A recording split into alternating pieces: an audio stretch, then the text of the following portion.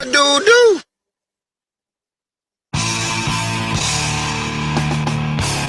Coming to you from the Radio for One studios in Franklin, Michigan. Welcome to the Detroit Cast. Big fan. A show not just free of charge, but free of FCC regulations. Thank you for your support of the Detroit Cast. Oh, there it is. And without further delay, it's showtime.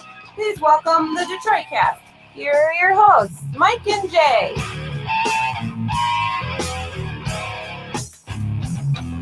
Ooh. Welcome, everybody, to the Detroit Cast on a Wednesday, right? You got it. It's a Wednesday with Mike and Jay.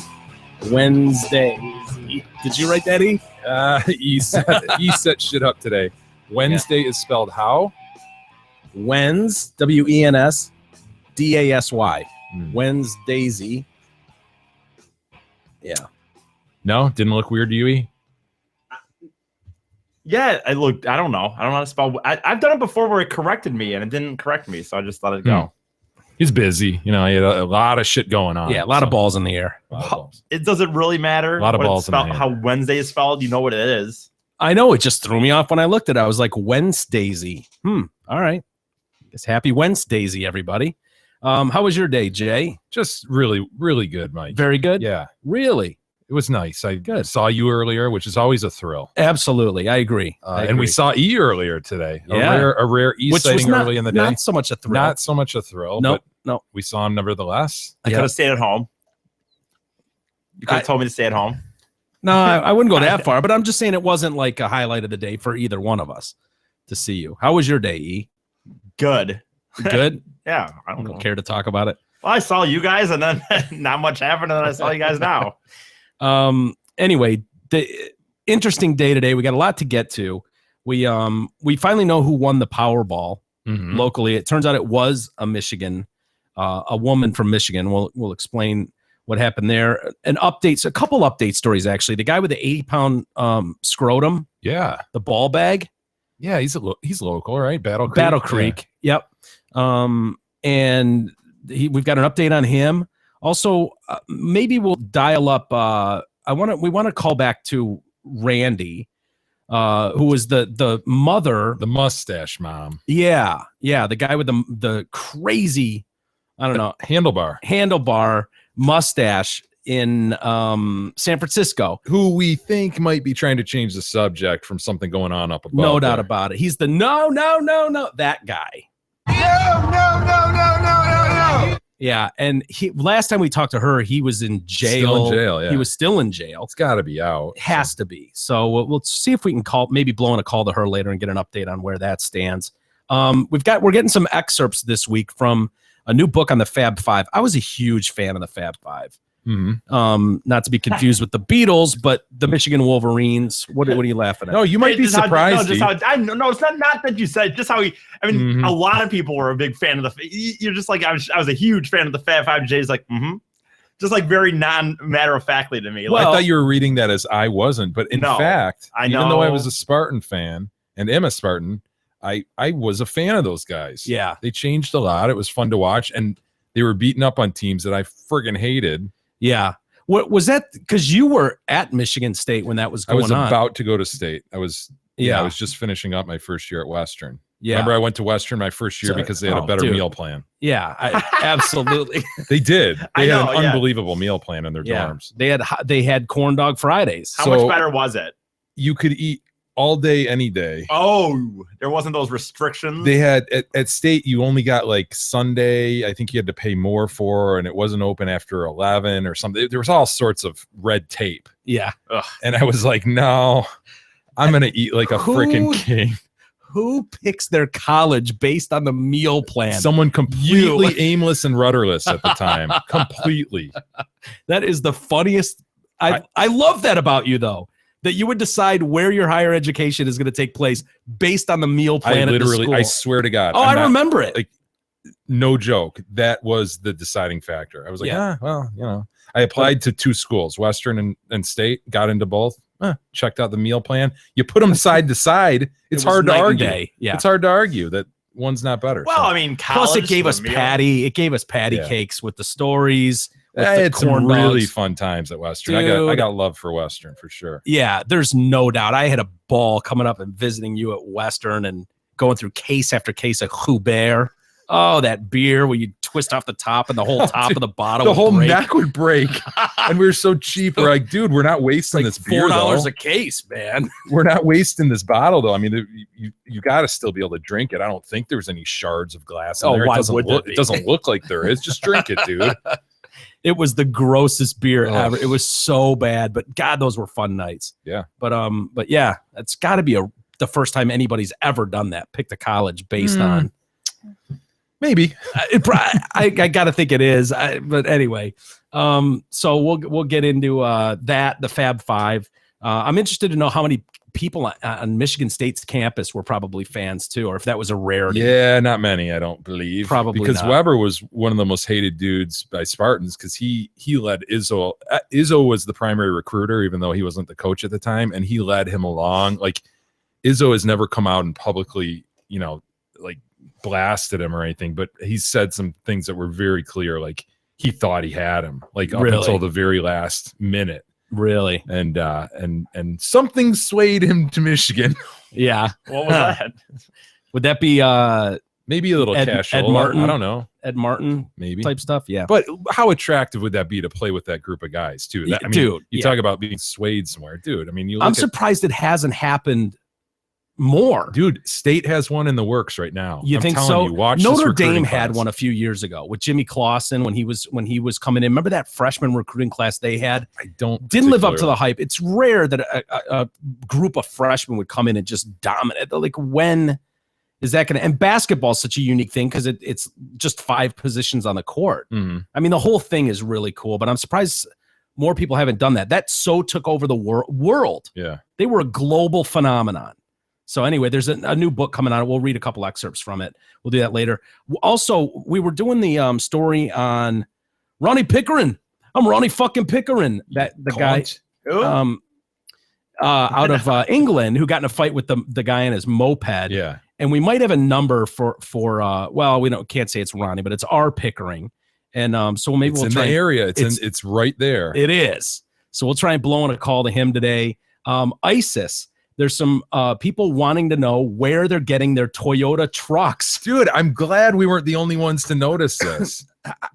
It's glaring though, but people are finally coming out and going, "What's the deal?" And they're putting it to Toyota. So we'll explain that. We've got a lot of things. We should probably start, and we won't spend much time on it. It's kind of becoming old news at this point. But God damn it, those What are you poor referring Detroit to, Mike? Lions! God damn it. Were either of you guys who don't like the Lions, you actually despise the Lions? I watched the fourth quarter. You did? Yeah. Okay, so you got home. We recorded early yesterday, and I slingboxed the fourth quarter. did it work and, swimmingly? It did, dude. It's Very really good. working well. So I'm happy about that. To your um, phone or to the TV? No, I was on an iPad. Okay. It looked splendid. Nice. Yeah. And boy, was that a frustrating game to watch. Well, I hadn't seen all the lead up, but I understand until that final drive, they'd had like 1 first down. Couple first downs, but they had like, I don't know, 10 possessions, 8 of which were punts. Yeah. One was a fumble and one was a field goal or something. Yeah. I mean, it was just, but you could go, is that Seattle's defense, great defense? Is that the Lions' inept offense? What is it? But none of that should have mattered because they end up getting a defensive play. They score a touchdown. All of a sudden, you're at a 3-point game, and it comes down to 2 minutes left in the game. You've got your starting stud quarterback, Matt Stafford, with the ball, and all of a sudden, he's able to put together a drive, which is what you have to do in those positions, be Nice. able to put together a drive, and he did. Nice throw to that tight end, man. Oh, Tough beautiful. throw, beautiful That seam catch. route? Yeah. Oh, unbelievable. And then of course, it's just Dude, I'm- remarkable. Yeah, I'm not laughing at people. Like, I'm not like, oh, yeah, fuck you all. I don't like the Lions anymore. But I'm laughing because it's wow. Who can believe it? That's what I did when, dude, I got home and I watched some of the fourth, and then I switched off to something else. And after a while, eventually I just said, well, I should check in the game again. And I watched the final drive. And when he fumbled the ball, now we all know what happened after, but when he fumbled the ball, I just laughed. and just fucking switch the TV right away to something else, and I didn't You care have anymore. to, man. You have to at this Oh point. no, everybody. I couldn't. I was in. I got to admit it, and it drove me. It was so frustrating. There was something about that, and I won't pretend to go. Oh, I knew that rule. I knew what that rule was. Dude, I'm with you. There was something about the way he slapped it out. I was like, wait okay, well, I guess you can do that. Okay. And I think the confusion comes from the fact that we've seen it so many times. And I think Steve Young brought this up in the post game, and Trent Dilfer. They were talking about how, wait, we've seen people do that 1,000 times. Punter, ball gets snapped over his head, and he runs back and kicks it out of the back of the end zone. Guy, fumble, and you give yourself a safety instead of giving up a touchdown. Right. yeah, they're trying to take the penalty that's enforced on that though. Right. Whereas in this instance, the Lions would want to Enforce the penalty. The safety is the penalty. Yeah. Right? The 2 points awarded, you don't need, like, there's a signal for touchdown. It's two hands up in the air. That's the signal for touchdown. Yeah. There's false start, that they do this. There's a flag on the ground, but they still do this with their arms. They do the rolling motion for a false start. The safety is this. They don't need to drop the flag. Usually they don't drop the flag. Sometimes they do, but they don't always. And so that was where it came in, where you're inflicting that punishment on yourself. Mhm. It's self-inflicted, but you don't then give the ball to the other team. Yeah. So, dude, but seeing that ref stand right there looking at that, And the company line at this point is he judged that it wasn't intentional.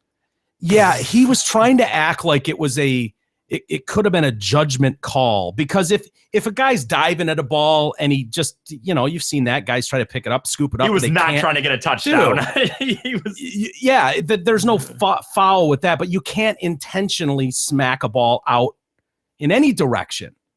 And so, that was the thing. The guy couldn't be any closer to the play. He's watching it. It almost looks like he's reaching for his flag, but he doesn't. They have a little meeting, and then they end up just deciding no foul. And then after a few minutes later, who was it? Jerry Austin, I think, was the ref that was like, oh, by the way, there's a problem with that.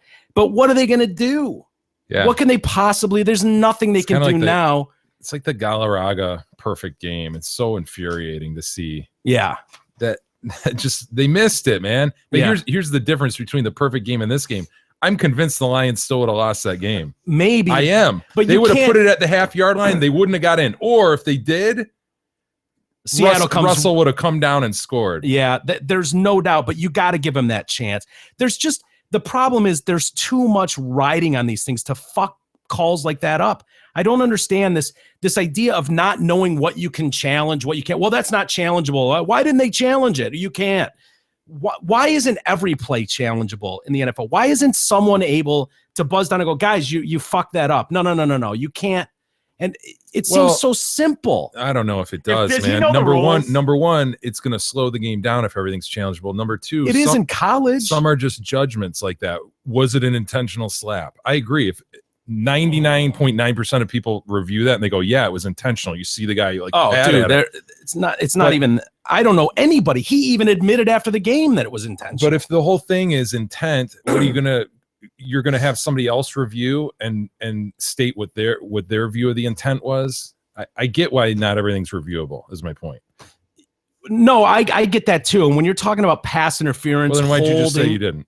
What do you mean? You said everything should be reviewable. I said if it has to do with intent. Every play should be subject. I hate this idea of, oh well, that's not a reviewable play. Now I understand you don't want them going in and going, well, a holding call is subjective, and some calls get made. Sometimes they don't. That's what I'm saying. You don't want those ones, but when you're talking about a play like this, where a blown call can have that big of an effect on a game, you should be able to go, guys, no. You can't just. Well, we blew it, so that's that. Like, dude, there's only 16 NFL games a year.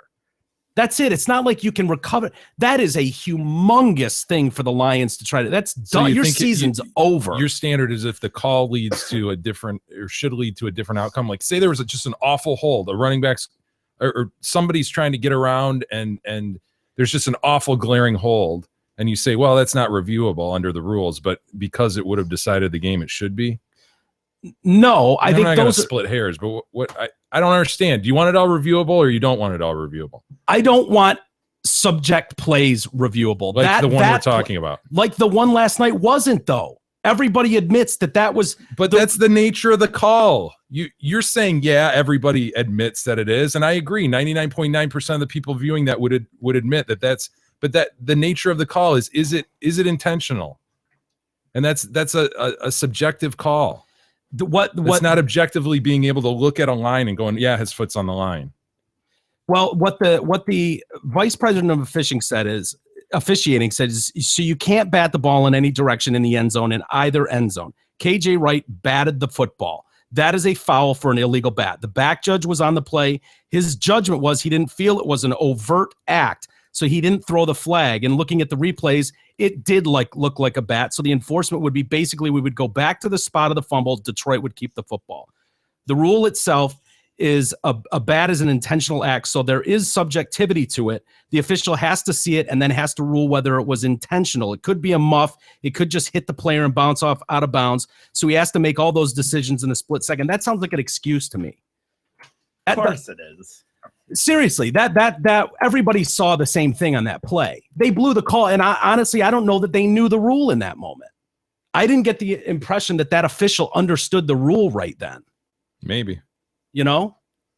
And the consequences are too big in a league like the NFL to make a mistake. Well, that's why for years I have said chip the field or grid the field and put a chip in the ball. It kills me to see spots. Wrong, just flat out wrong spots that aren't reviewed and they're done wrong. And you're like, wait a second, dude, that's wrong. Review that, change it, whatever. Well, how do they know even sometimes at the bottom of a pile? That's what I'm talking about. You just have some old man split decision. Yeah, he made that first down. Wait, no, the fuck, no, he didn't. That changes the whole game if he doesn't make that first down. And this drive just continues and there they go down and the game has changed. That kills me, dude. Yeah. When you say that there's so much riding on every game. Yeah. So very few games, so much riding on every one. You got to get it right. Yeah. You know what? Score more than 3 points though going into the fourth quarter. I'm sorry. Oh, I know. And that's the shitty thing is Lions brass is going to stand. Well, it's just like last year in Dallas in the playoffs. We got screwed again.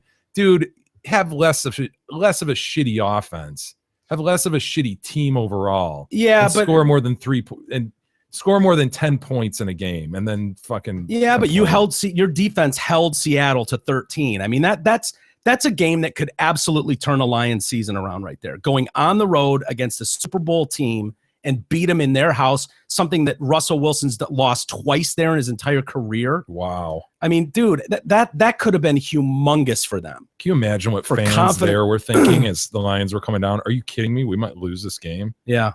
Well, they haven't looked overwhelmingly powerful this year anyways, but it's just disappointing. Lions fans once again getting that feeling like, fuck, are you kidding me? Well, I'm here again to tell you there is an alternative. There's not. There is an alternative. No. Like I said, I watched the game, and enjoyed it for what it was. It was an NFL game. I looked at it. Yeah, okay. Saw that. And I'm totally emotionless on it. Yeah. Don't give a fuck. And you too can be emotionless. No, I'll never be, dude. This is the only thing that I like in life.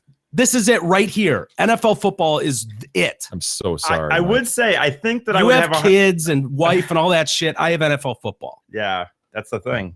You got to find other things that enjoy, I guess. No, I don't. I found what I enjoy. You don't have to, but it will make it a lot more fun the rest of your life. Well, it sounds like it's not going to matter anyways. Did you guys know that today is the last day? Yeah, I did. Earth? That's why I'm enjoying it so much. Are you? Shit, is here. Are you serious? Yeah, making the most of it. Can I go home? I don't want to be here. You're already here. A lot of people wish you would go home.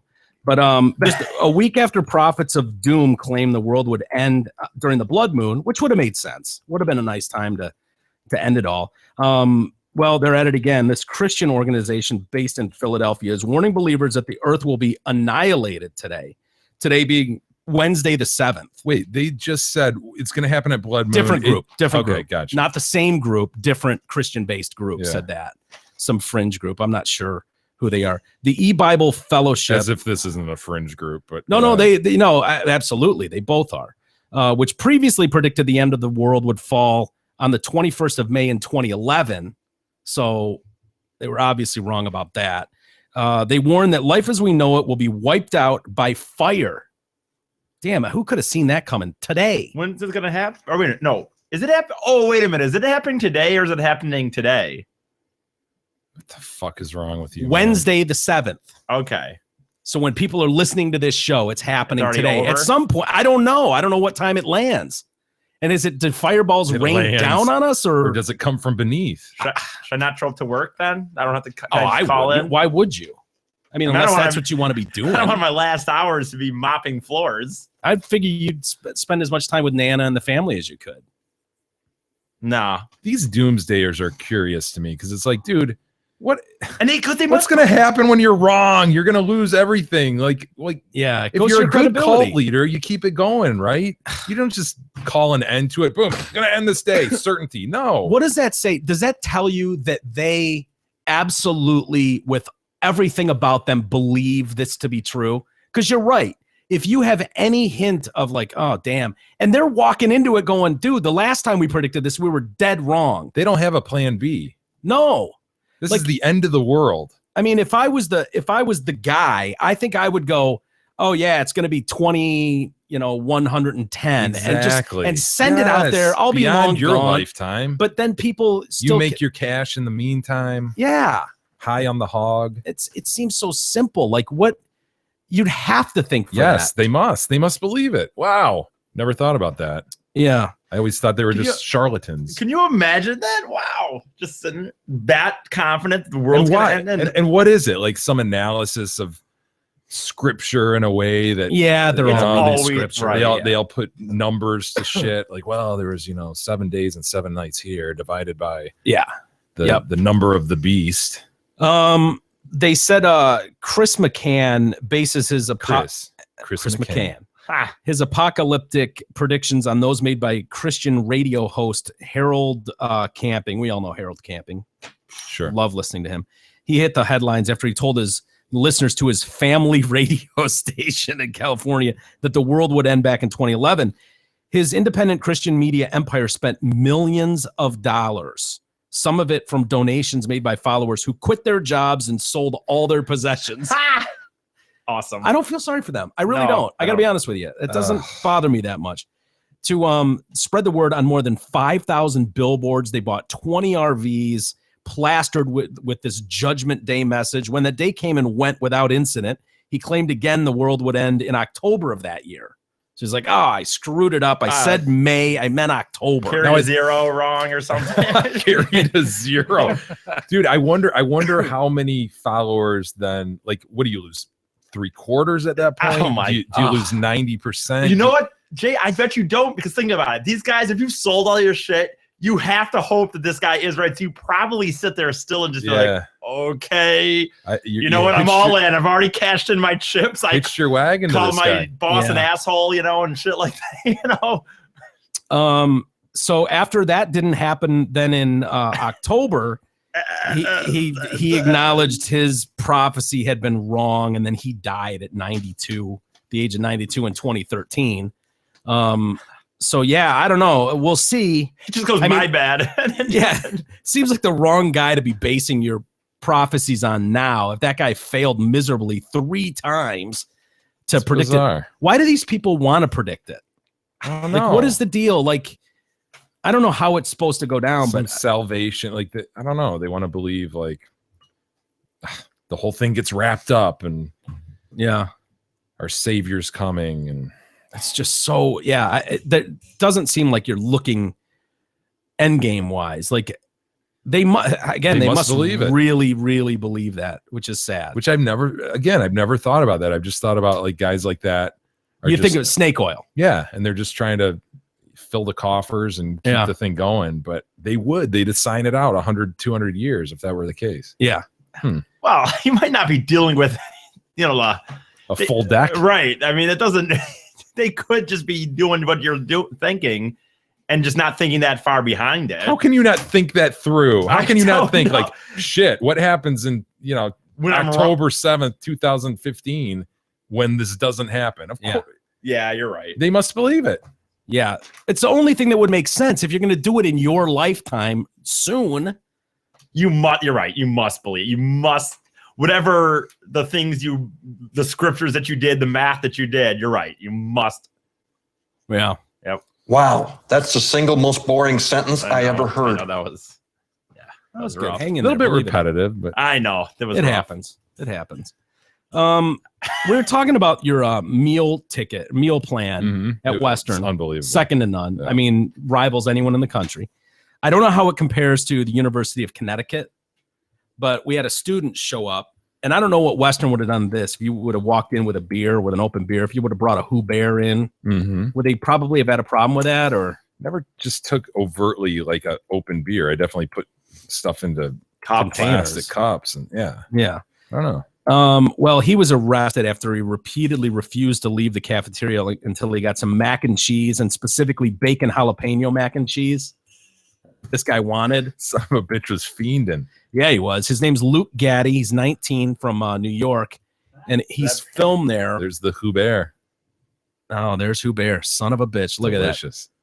at that. Ugh, so gross, dude. Is it still made? Does it say? Probably. Or did you just look for the image of it? Kadog.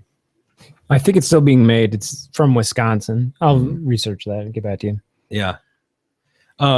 So you want to see his video of him getting into a Oh, fight? it's on video. Yeah, sweet. Yeah, there's video of him. What do? Yeah, he got into it with a guy at the cafeteria, and it turned sour for him, you know.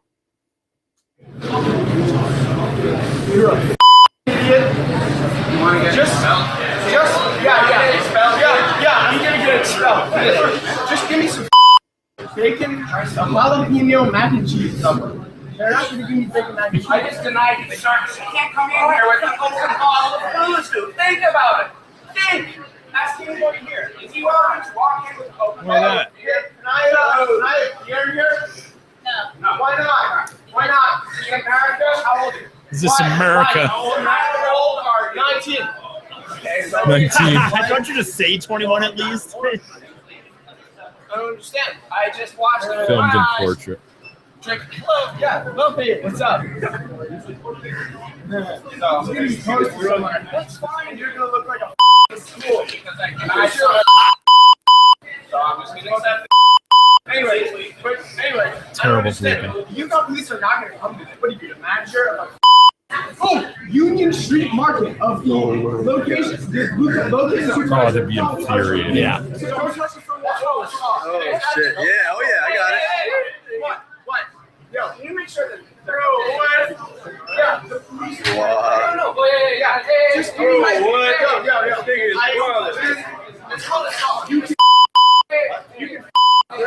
Guy's trying to break it up.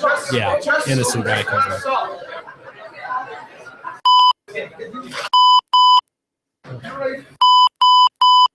So bystander gets involved. Take it outside if you're gonna fight. I don't see the issue. God, this kid's a cock. Isn't he an asshole? I thought he was going to be more endearing. Yeah, Like, no. dude. Look at this hero. Take his ass down to Chinatown. Listen to this hero. Stay there. Stay down. Stay down. Stand down. You're staying down. Now, I told you don't touch my boss. You don't touch my boss. Can't go nowhere. Yeah, he's got him like in the Big Brother hold. He's on his chest with his knees on his arms. Chill out right now. Going to jail. You're going to jail. You're staying with the cops. You're gonna chill out. Wow, the autistic cook came up from the back and took him down. You don't touch my boss. I told you, you don't touch my boss. I will. You're right. Now the cop's here. And the cop's cool with everything. I'm absolutely. That's it. I'm absolutely relaxed. My shoes. What the Oh, what Comes the tears. asshole. Guy chucks his Adidas flip flops at him. Yeah. Yeah, loser. Yeah. Go loser. Go loser. He's He's haggling over the. The cop does it. He loosened Yeah. him. Yeah. And the cop's going to be really cool until this guy lunges at someone, and then the cop's just like, "All right, fuck face," and kind of plants him through the door. It's like, "Come on, I'll help you up. Come on." Get your slides on, dude.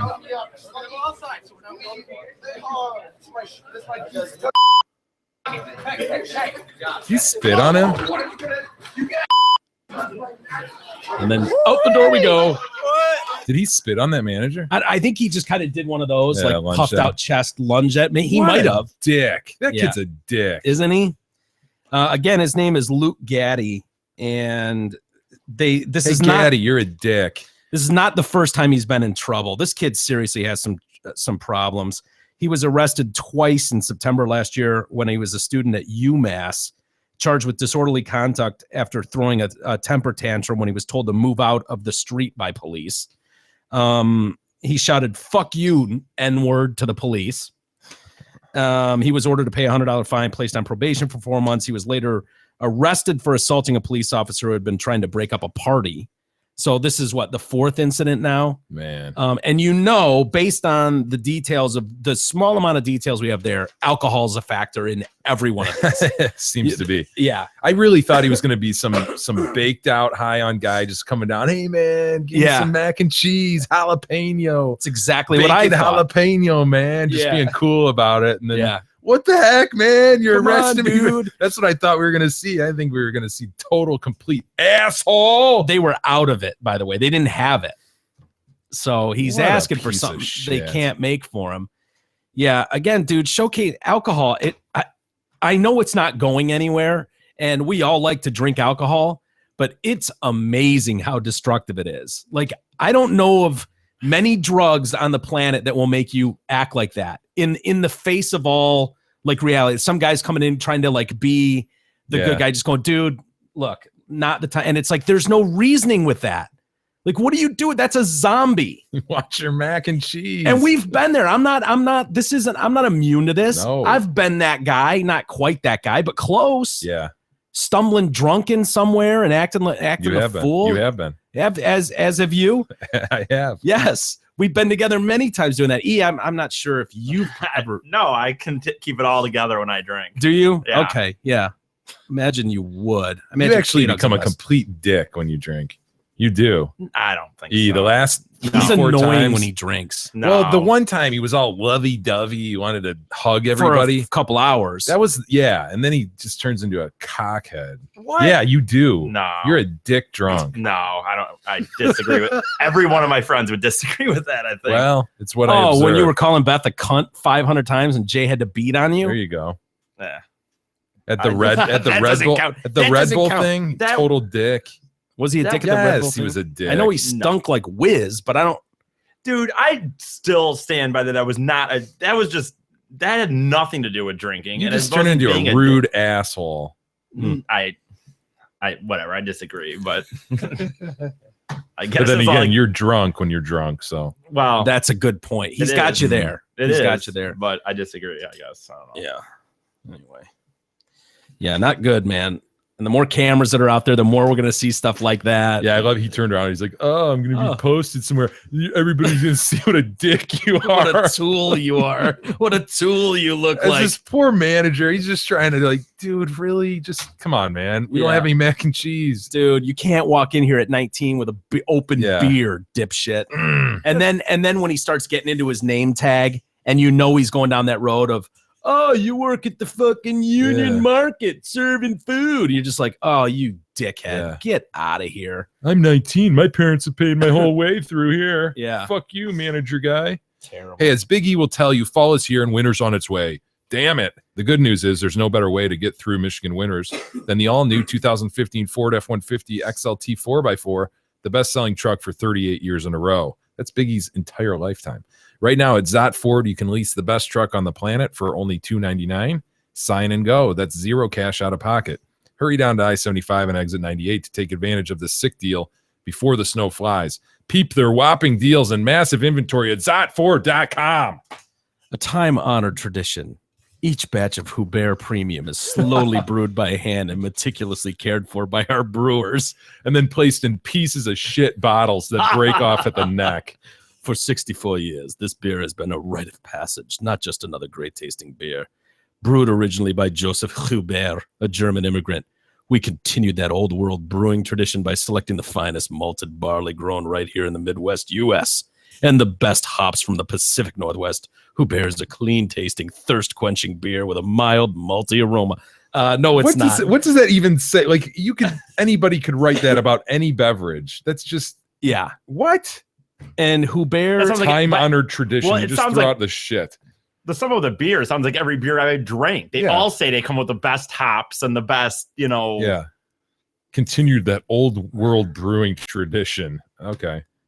Dude, it's trash. this is a refreshing lager beer that pairs well with sharp aged cheddar or smoked Gouda, thick cut steaks, and well seasoned for sauteed veggies and tomato based pasta dishes. Or bacon and jalapeno mac and cheese. Absolutely. Total drunk, just college drunk asses drink that. No one else.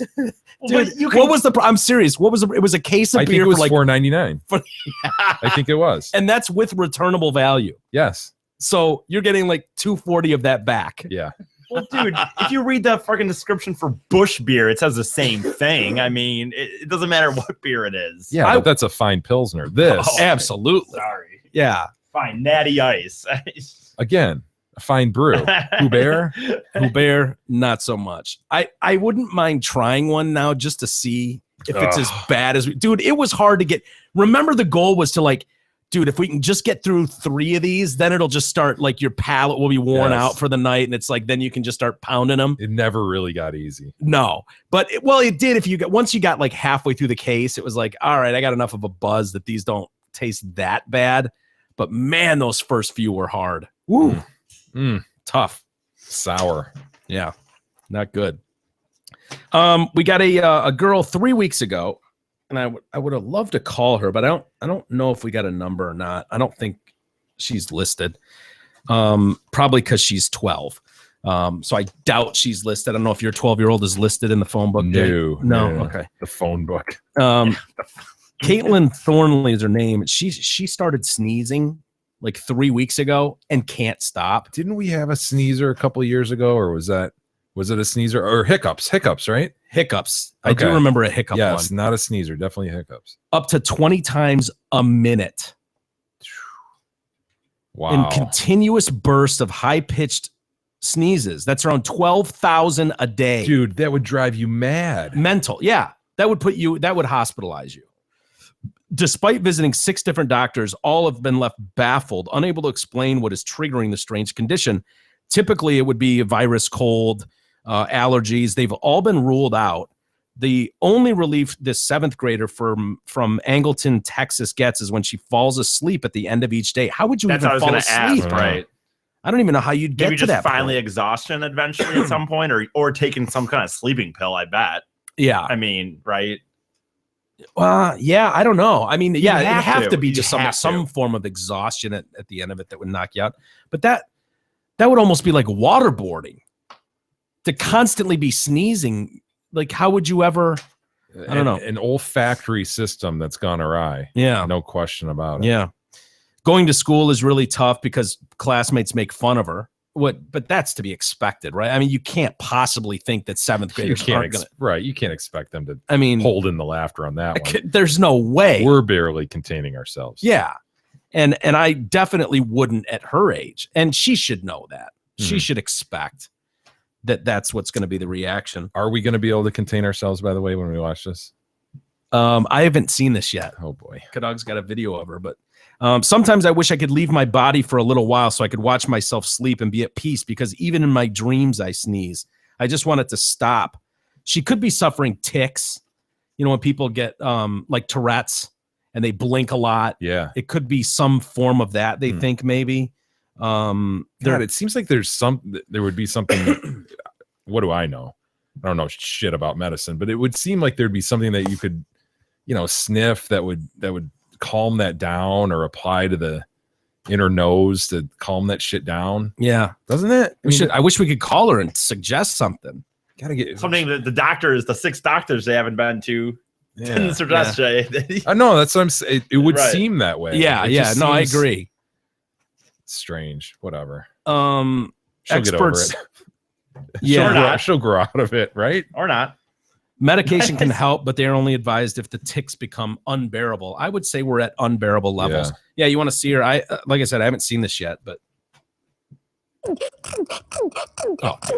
Oh shit. What? What? Caitlin sneezes up to 20 times a minute or 12. Dude, that's kind of a nice times beat. a day. That was. I could. You must be exhausted. Oh no. You have no idea. Oh boy. I'm constantly in pain with, my abdomen and my legs she must are have hurting abs of because I've been steel, weak. Oh, yeah. I Hell can yeah. barely eat. She can't go to school either. You've tried going. What happens when you do go to school? Jeez. Some kid ends up making fun of me Well, or something yeah. like that, and it just gets. What?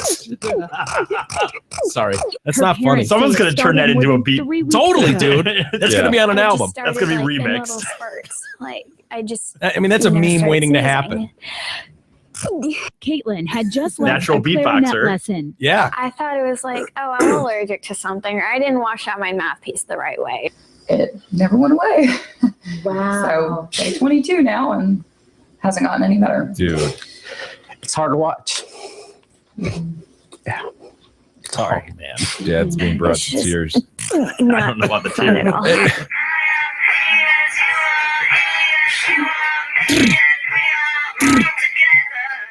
Listening to the Beatles helps Caitlin relax. The only time she doesn't sneeze is when she falls asleep after taking Benadryl.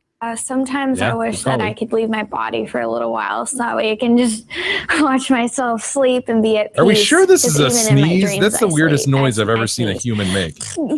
Caitlin's doctors Does and her anything come parents out? are absolutely stumped. Our hearts It's like just a go out nose to her fart. because this is Yeah. so exhausting. We are hoping that our viewers, our Fox 26 viewers, Are have you some hoping that your answers for viewers Caitlin. have some answers? She doesn't give a shit. Fuck no, she doesn't. Something. I mean, it's just so rare and The doctors have no idea. We're hoping that difficult. there's a Jay Viewer Detroit cast has out a there who can malady. suggest something. Apply something to her inner nose. It just seems like it should stop. Yeah, we've seen Something she can sniff. 6 high professional doctors, but we're hoping our viewers are Well, Channel 7, Here's ABC what I would local say. news. I would say, let's think out of the box. I don't think she's sneezing. Okay. She's doing something else here. I've never heard a noise like that. I don't care what they do. I just want it to stop. It's been going on for way too. Caitlin says she's trying God. to stay positive and keep up her sense of humor. She hopes to have a cure soon and be able to look back why with don't- a smile and say, Has anyone heard a You know, sneeze like I was that? on TV once for sneezing. And anytime anybody says, I just can't stop sneezing, then you've got an argument for that every single time. In Angleton, I'm Sally McDonald, Fox Hey, they're 26 looking on the bright News. side, guys. Yeah. Has she thought about a music career? I mean, Yeah, she's got a beatboxing career ahead of her. Is anybody with me willing to think out of the box and say that's not a sneeze? I don't I just know, wonder if it's dude. that she's doing it so much though that maybe there's nothing, I would have liked to have heard a sneeze prior to this onset. Agreed. Well, To sounds be like able that to would have been- compare. like 10 years ago or 15. What is she, 22? Is that what it said? Or 18? Or Fuck. I don't remember It's what been going on for 22 days. 22 days. Shit. Yeah. She's 22, E. I don't know. I was thinking she was 22, I heard- 26. Or 12. I heard Oh, the number 22, so Yeah. No, and she looks like she could be 22 for sure. Right. that was maybe a Um, condition of the sneezing. Yeah, she works out so much and her abs are so tight that she just looks youthful from just No, really, honest to God, I would love to have heard a side by side, seen this is before, this is after, because that's the strangest noise I've ever heard been called a sneeze. yeah. Anybody hear anything like that? I mean, you hear all sorts of I sneezes. think but you'd have to hear the first one 22 days ago then, because I think that maybe she's just, God, if you've been sneezing all day. yeah, it's just worn. Go to the out. beginning. I want to hear that very beginning. Facial grimacing, movements of the neck. Allergic The to something. potential I for didn't Go to the know start of the it was story. just Where she first was like,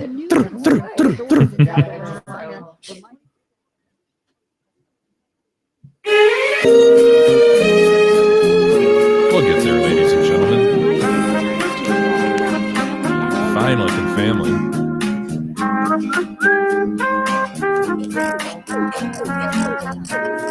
fires reaching rooftops. I went from water that was probably Caitlin about sneezes up to 20. There's something else playing back there. That's all right. Yeah, that's the weirdest sound ever. I think it's a sneeze. It's making me almost have to sneeze. Is there any chance she's faking it? I was thinking that, but I wasn't going to say it. It's no. something that you could. For 22 days?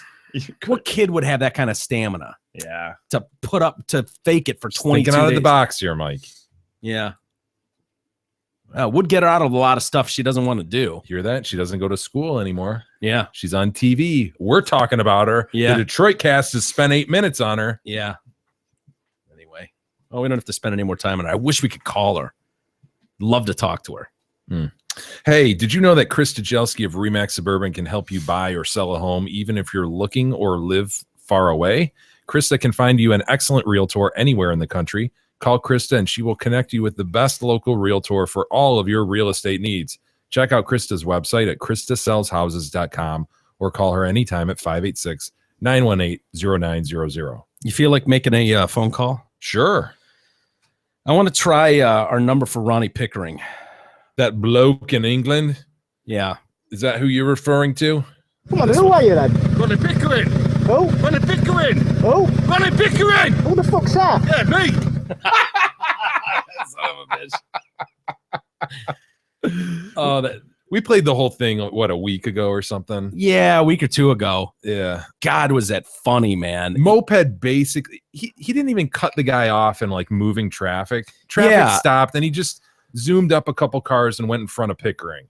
Yeah. That was unacceptable to Pickering. Mm-hmm. Like, and it was one of those disrespectful. roundabouts, so they're waiting. It looks like traffic's kind of heavy. It's wet out.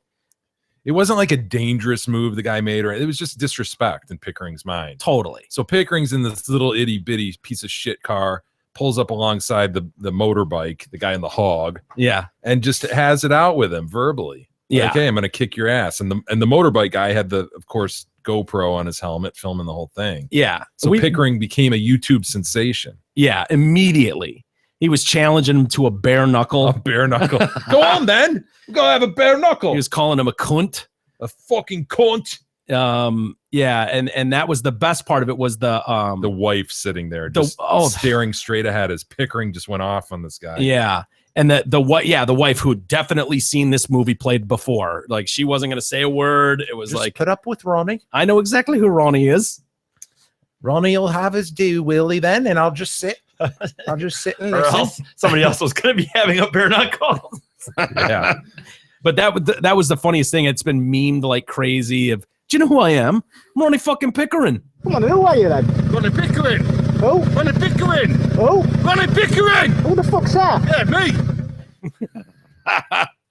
All right, you want to try him? We've got a number for an R Pickering in that neighborhood. Yeah, let's give him a try. Let's see if we can get a hold of anyone. Come on, who are you then? Ronnie Pickering. Who? Ronnie Pickering. Who? Ronnie Pickering. Who the fuck's that? Yeah, me. 861655. Hello? Hello? What the? Why would you hang up when someone says hello? You know? Still there. Ron? Hey, asshole. Hello? Hello, is this Ronnie Pickering? No, it's Roger Pickering. Oh, hey, Roger. Roger, how have you been, sir? I'm all right, thank you. Good. It's Jay and Mike from the Detroit Cast. Or Mike and Jay. It's good to speak with you today. In the States. I'm sorry, I'm getting two voices coming through. Yeah, there's two of us here. Jay? Well, what are you calling about then? Relax. We were calling. We're getting to that. We were looking for Mr. Ronnie Pickering. I'm sure you've gotten quite a few Well, you calls. got the wrong one. I know, but My name is Roger. I know, Roger. We're kind of excited to talk to you. You could be a little excited to talk to us too. I'm not. I want to know what you're talking about. Is this Roger Pickering of Coltman Ave? Yeah, and I'm in the middle of a meal at the moment. Boy, you people are ornery over there. Listen to me. You people are real ornery, all right? What's with the Pickering name? Is it Yeah. the Pickering name that's the problem? Don't you dare hang up that phone. Roger? Roger? Roger? Come on, Roger. We got off on the wrong foot. Let's work this out. God, these Pickerings. They're an ornery bunch, aren't Dude, they? my blood starts They're boiling. prickly. They are. What's the deal? So combative. I was waiting for him to go, do you know who I am? Yeah. Run You Roger fucking Pickering. You fucking cunt.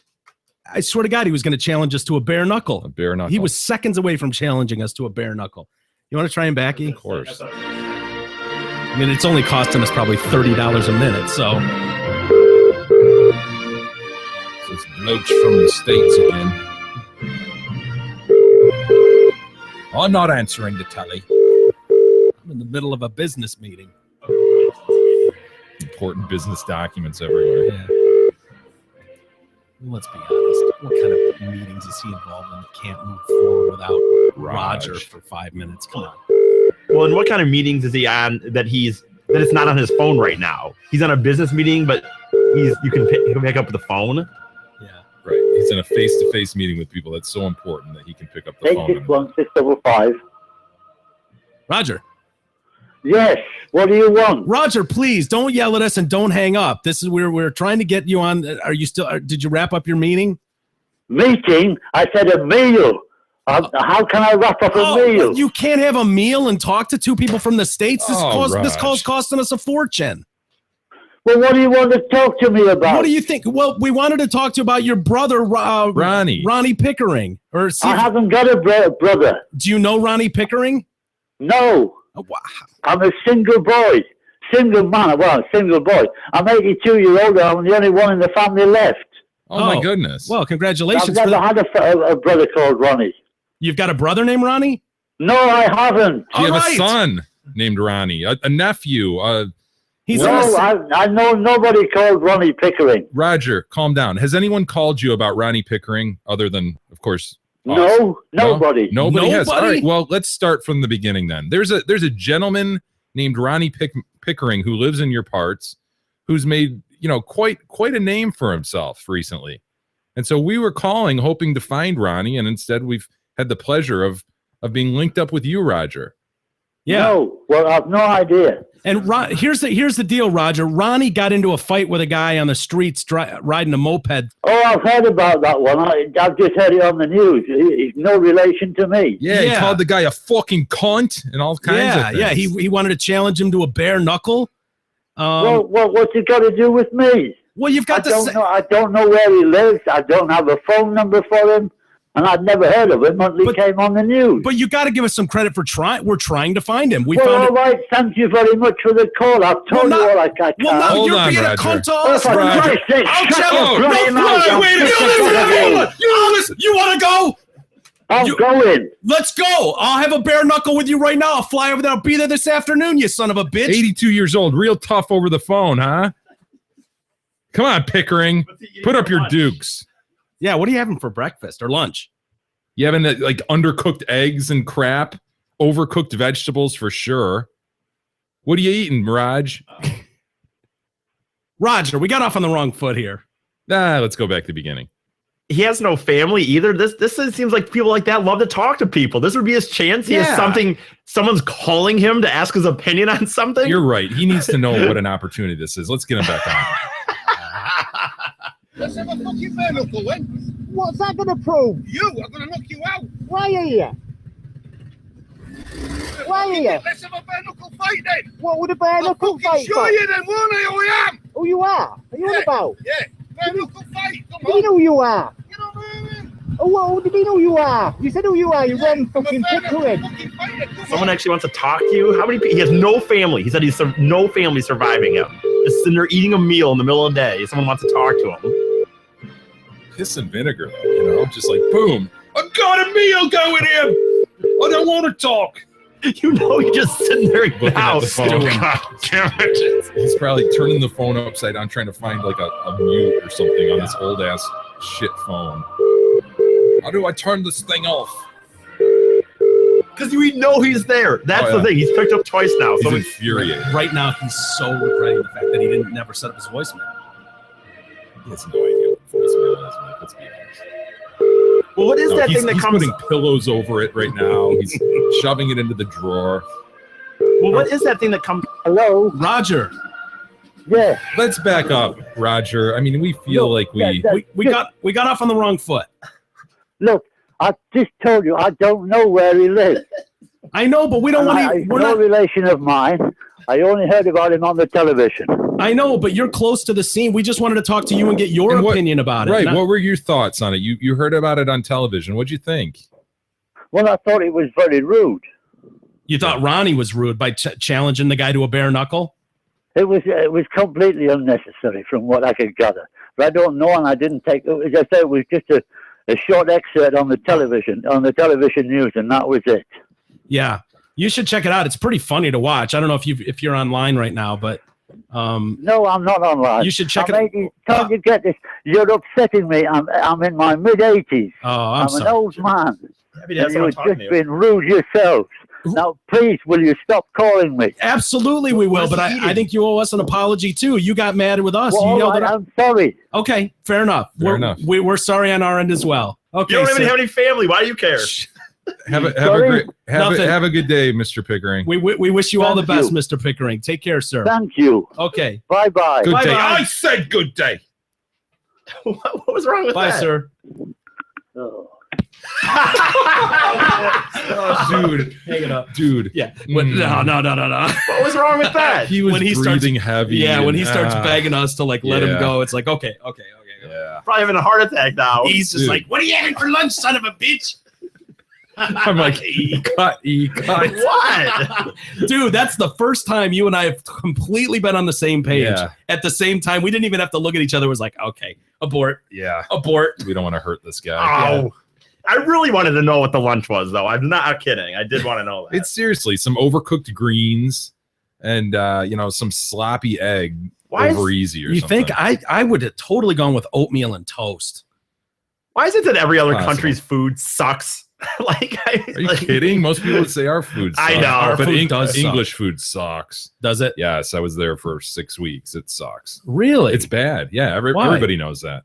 Just overcooked I've shit. never been there. Yeah, soggy shit. Just they're not. What is it's it, not though? good. Why? I don't know. Just like culturally, they don't put it as a real important thing. Whereas the French do, and the Belgians and all. What that are they shit. famous for there?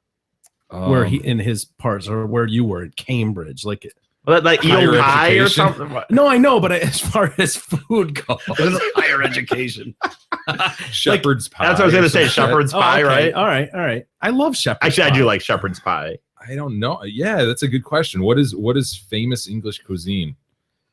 Crumpets. Is that crumpets? Tea, yeah. Tea. Tea and crumpets. Shepherd's pie.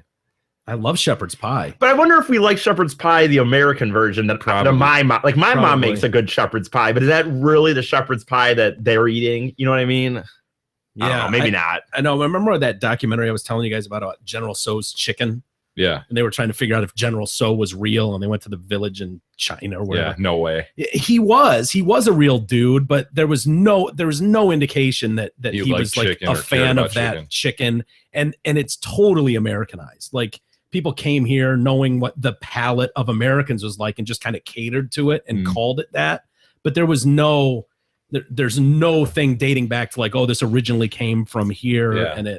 and it's sweet and sour, that whole thing. Yeah, it's probably like going to Taco Bell and telling some hardcore Mexican Spanish dude. Yeah, this is real Spanish. food. Well, dude, how did we forget about this? The fish and chips, right? English. I was about to mention. I was that, gonna, but because that's one of my favorite. it's trash. I mean, that's just Over there, it is, or well, it's just like hot dog and fries.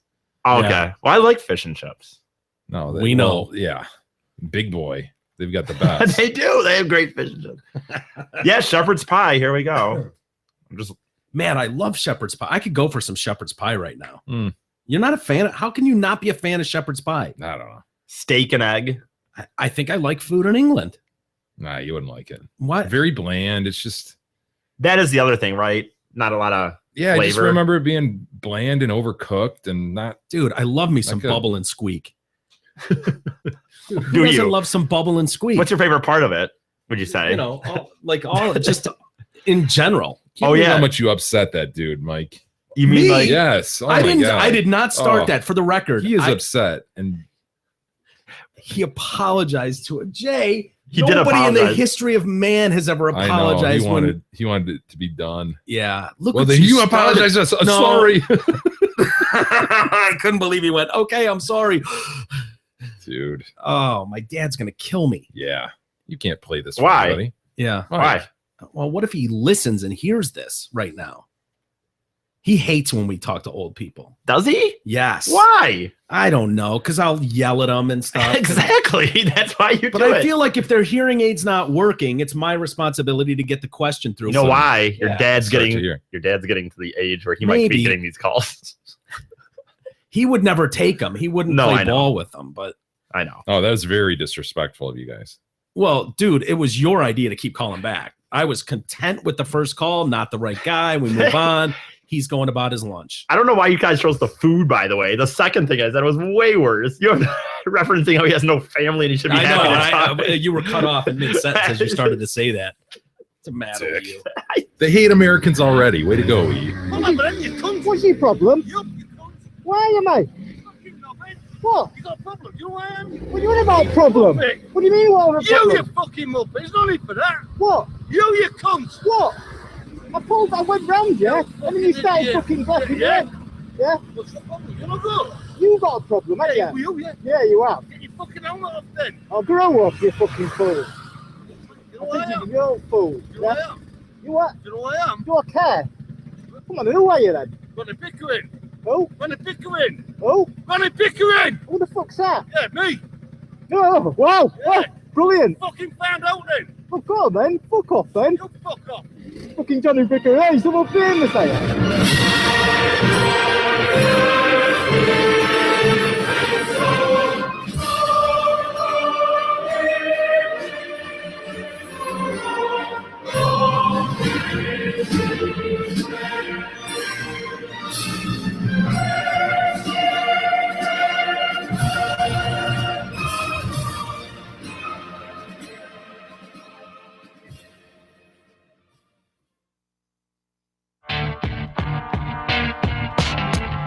The Detroit Cast continues after this short break.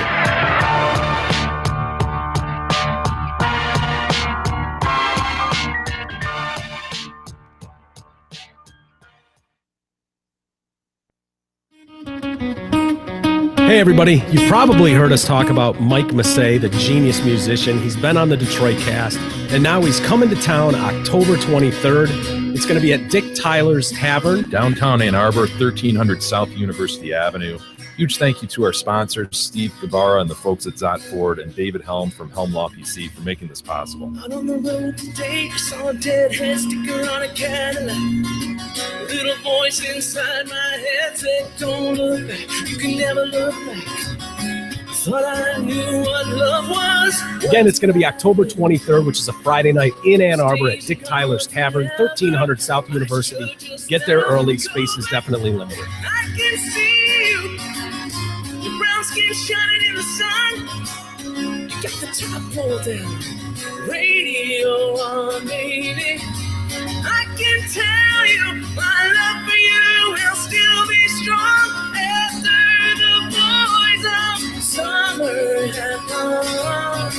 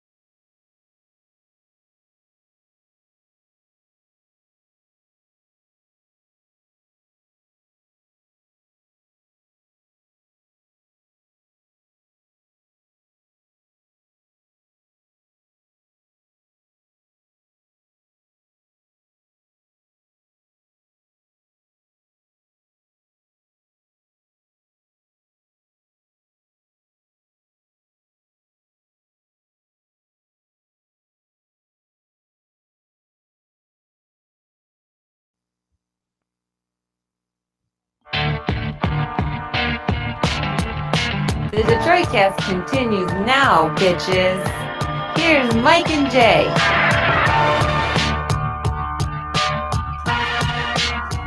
All right, welcome back to the Detroit Cast on a Wednesday with Mike and Jay. Are you on live right now? We are, Paul. Yep. You're kidding. No. Again, I wouldn't joke about that, Paul. Thank you, though.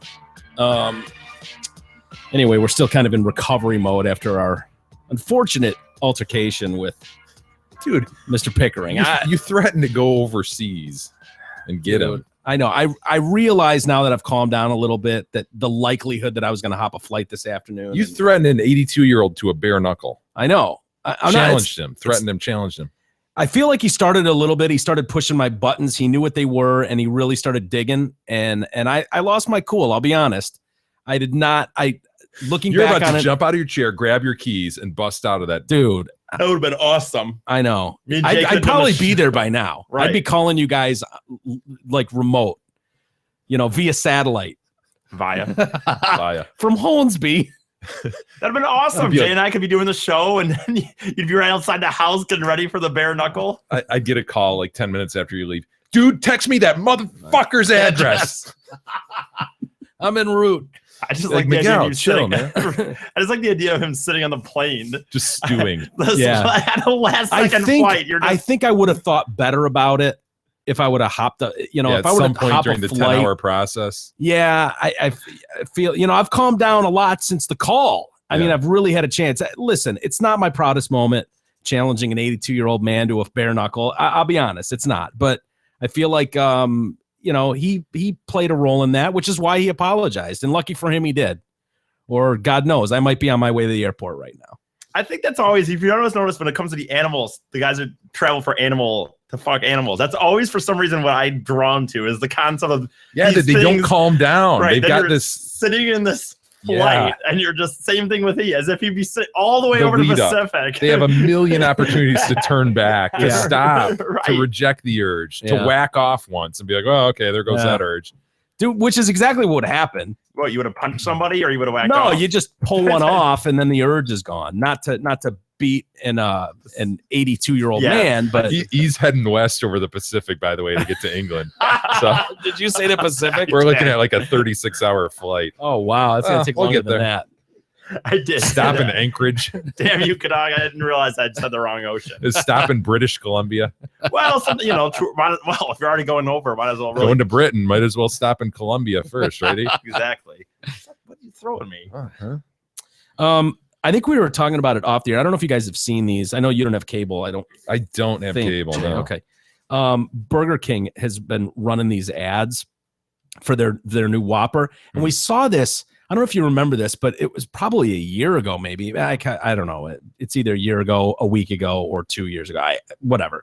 But Good they time frame. Yeah, they were doing this in Japan or China, where they were offering Whoppers with these black buns, and I think it was like ink from some weird animal and ink from a squid. Yeah, like squid ink was what made it black, and something else. And it was really gross and it looked weird. Well, now they've got this Whopper here for Halloween with a black bun. They're using A1 sauce, they claim, that's baked into the bun.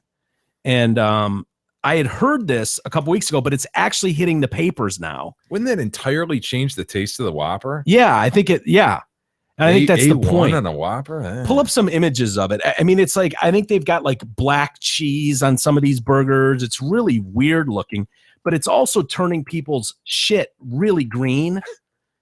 And so it's like black jelly beans. That's what they do. Yeah, exactly. I don't want to see the other pictures, the other images. What? Wow, that doesn't look so good, does it? Not at all. Doesn't that look gross? Yeah. But I guess if you it's Halloween, it's festive. Yeah, I actually had one for lunch today. One of these? Have you pooped yet? Go poo. I know he did because he posted on Facebook and said he had to do it as a scientific study Go or something. No, I pooped at about 3 p.m. yesterday, and it was in fact green, and it was horrifying. It had like a spider web consistency wrapped around it, which was kind of dissolving into a green like aura that was floating in the toilet. Oh, it was incredibly bad. I hear it's going to be described, like 3 days too. Is it? Yeah. Well, I have that to look forward to. But but I left that as a present for everybody at work, and I went to great lengths. You didn't flush it? No, in fact, I went through a lot of trouble with this one. I actually peed, flushed the toilet, then left the turd. When I wiped, I threw all the toilet paper on the floor, and then I bundled it up with some clean toilet paper, and I threw it in another garbage can just so I could leave it unadulterated. Dog. Are you kidding me? Did you record any of this? I did not record that. Man, Oh my god! It didn't happen then. I work with a bunch of animals very similar to this group, and so I know no woman's going to stumble into this bathroom. The next coworker going in, they're going to be prepared for it because they saw I was eating it. So you guys don't have auto flush at your no? Okay. You should have top shelved that son of a bitch. Just had green water. We don't even for the have rest of there's the not even a bowl. It's just where the pipe goes straight into the toilet. It's commercial grade toilet, I guess. Wow. Well, a lot of people were surprised by this, and to their surprise, they were just like, "Whoa, look what's happening!" And I hear it's an amazing green. How can testers not alert them to this? Well, how could this not have gone through a process and people went, you know what? Maybe they're not afraid of it. Maybe that's the surprise at the end. That's so. It's got people talking. Motley Crue came out with a beverage. They called it Motley Brew. Oh, I remember that, dude. And it was really blue. I used to have some of it as a promotional thing. And it apparently turned your shit. I mean, like bright blue. Yeah, I remember you guys talking about that on the show and people calling in. And, yeah. Yep. So Motley Brew. Yeah. That's gotta be a known side effect. And they're just, well, it is what it is. Got people talking. I ate a Halloween Whopper just to see if my poop turned green, and it did. Why would they talk like that? I don't know. It just seems like something that, like that kind of guy would be. Well, there's only one person in this room that did do it just to see it. So you should be talking like a dog. Don't really care how it tastes. I just want that Halloween burger from Burger King for the rad green poop. Kadog, though, in his defense, is a fast food connoisseur. Did you go into tests it? out shit like this? But This is what he does. Did you know it was going to be green, and that's why you got it? Or I actually didn't believe the stories. I was like, "There's no way this will be green," and I was wrong. It was green. Yeah, and I'll be the first to admit it. And you guys know I don't even normally eat buns on anything, and so, that's a good point. You don't. So I forced myself to eat the bun. It was weird eating bread because I haven't done it in a long time. It felt a little dry. I thought it would be more, moist with all the A1 that was supposed to be baked into it. Was it good? Was it any good? Did it change the taste of the Whopper a lot? It didn't. And there are normal Whoppers with A1 on it. Oh, I you didn't can know get that. like the A1 Whopper. So it really just kind of tasted like that. It wasn't anything special. I wouldn't go out of my way to get one. Well, yeah, if anyone wants to try that, that's what you do. I hear it's like a, I don't know, what kind of green did you say? It was almost fluorescent. It was. Yeah, that's what I hear. If you're looking at the color spectrum, if you think like the color wheel, like 2015 spring Pantone collection, look for the mint green in there, and that's kind of where you're going to be, right? Somewhere in there. Spring Pantone. Yeah. I don't know. If anyone's interested, I kind of want to try one out. What I want to do is go buy a couple and then just slip them to Izzy. You can do the same thing with black jelly beans, though. I don't know. She'd eat the shit out of those. You think she'd eat black jelly beans? She ate McCard's licorice off the table. But that was strawberry. Black jelly beans taste like shit. I love black jelly Have I beans. told you my mom used to? There were Easters where that's all we had, exclusively black jelly beans, because Chet liked them. Really? Yeah, Chet was like, I love Gross. these black ones. So my mom's like, well, black they are then. An entirely black jelly beaned Easter basket. Imagine that. Gross. I love it. Oh, it's awesome. That and black licorice too. Oh, I love it. My grandma That's what it used is. to love that. I know. That's my point. Wow, that's the single most boring sentence I ever heard. U.S. officials are finally starting to ask how ISIS got so many Toyota trucks. We've been asking the question for a year and a half. At least. U.S. counter-terror officials have asked Toyota now to help them determine how they've managed to acquire this large number of Toyota pickup trucks and SUVs that are constantly seen in these propaganda videos. Some dude got a sweet account. Yeah. He provided a fleet to ISIS. Yeah. Think of it if Gabara could have got that for Dude, F-150s. hundreds of them. Toyota says it doesn't know how ISIS obtained the vehicles and is supporting the inquiry led by the Terror Financing Unit of the Treasury Department, which is part of a broad U.S. effort to prevent Western-made goods from ending up in the hands of the terror groups. Can you see Gabara going, fuck yeah, Abdul. I'll hook you up with some F-150s. Dude, no I'll problem. have deliver them. Yeah, I got this fucking retard kid. He'll drive him over there for you. Yeah, just send him back. Don't behead him. Toyota has a strict policy not to sell vehicles to potential purchasers who may use or modify them for paramilitary or terrorist activities. Toyota Helix pickups, which is the overseas model similar to the Tacoma, which is what we're usually seeing, and the Land Cruisers have become fixtures in the ISIS videos. Well, it's not just ISIS though; it's Taliban. We've seen that for a long time with various terror groups. Yeah, they just that's a good point. Got an in. Yeah, they do. The Iraqi ambassador to the United States, Lukman Faili, said that his government believes ISIS has required hundreds of brand new Toyotas in recent years. This is a question we've been asking our neighbors. How could these brand new trucks, these four-wheel drives, hundreds of them, where are they coming from? Regrettably, the Land Cruiser and Helix have effectively become almost part of the ISIS brand. ISIS has used these vehicles in order to engage in military activities, terror activities, but in nearly every ISIS video, they show a convoy of Toyota vehicles. That's very concerning to us. Toyota says many of the vehicles are not recent models. Questions about the use of Toyota vehicles have circulated for years. A 2014 report by Public Radio International noted the U.S. Department delivered 43 trucks to Syrian rebels, which they could have easily stolen and whatnot. More than 800 trucks have been reported missing in Sydney, Australia, between 2014 and 2015, and experts are speculating that they may have been exported to ISIS territory. Attempts to track the path of the trucks into ISIS's hands have proven complicated. Their own figure sales show that the Helix and Land Cruisers have tripled in sales, from 6,000 sold in Iraq in 2011 to 18,000 in 2013. In a statement to ABC News, Toyota said that it's not aware of any dealerships selling to the terror group, but would immediately take action if it did, including termination of the distribution agreement. According to a spokesman for the Counter Extremism Project, he said his organization wrote directly to Toyota earlier this year to urge the company to do more to track the flow of trucks to ISIS, and noted that the trucks are stamped with traceable ID numbers. I don't think Toyota is trying to intentionally profit from it, but they are on notice now, and they should do more. They should be able to figure it out. How are these trucks getting there? I think they should disclose that, put a stop to that, and put policies and procedures in place that are real and effective to make sure we don't see videos of ISIS using their trucks in the future.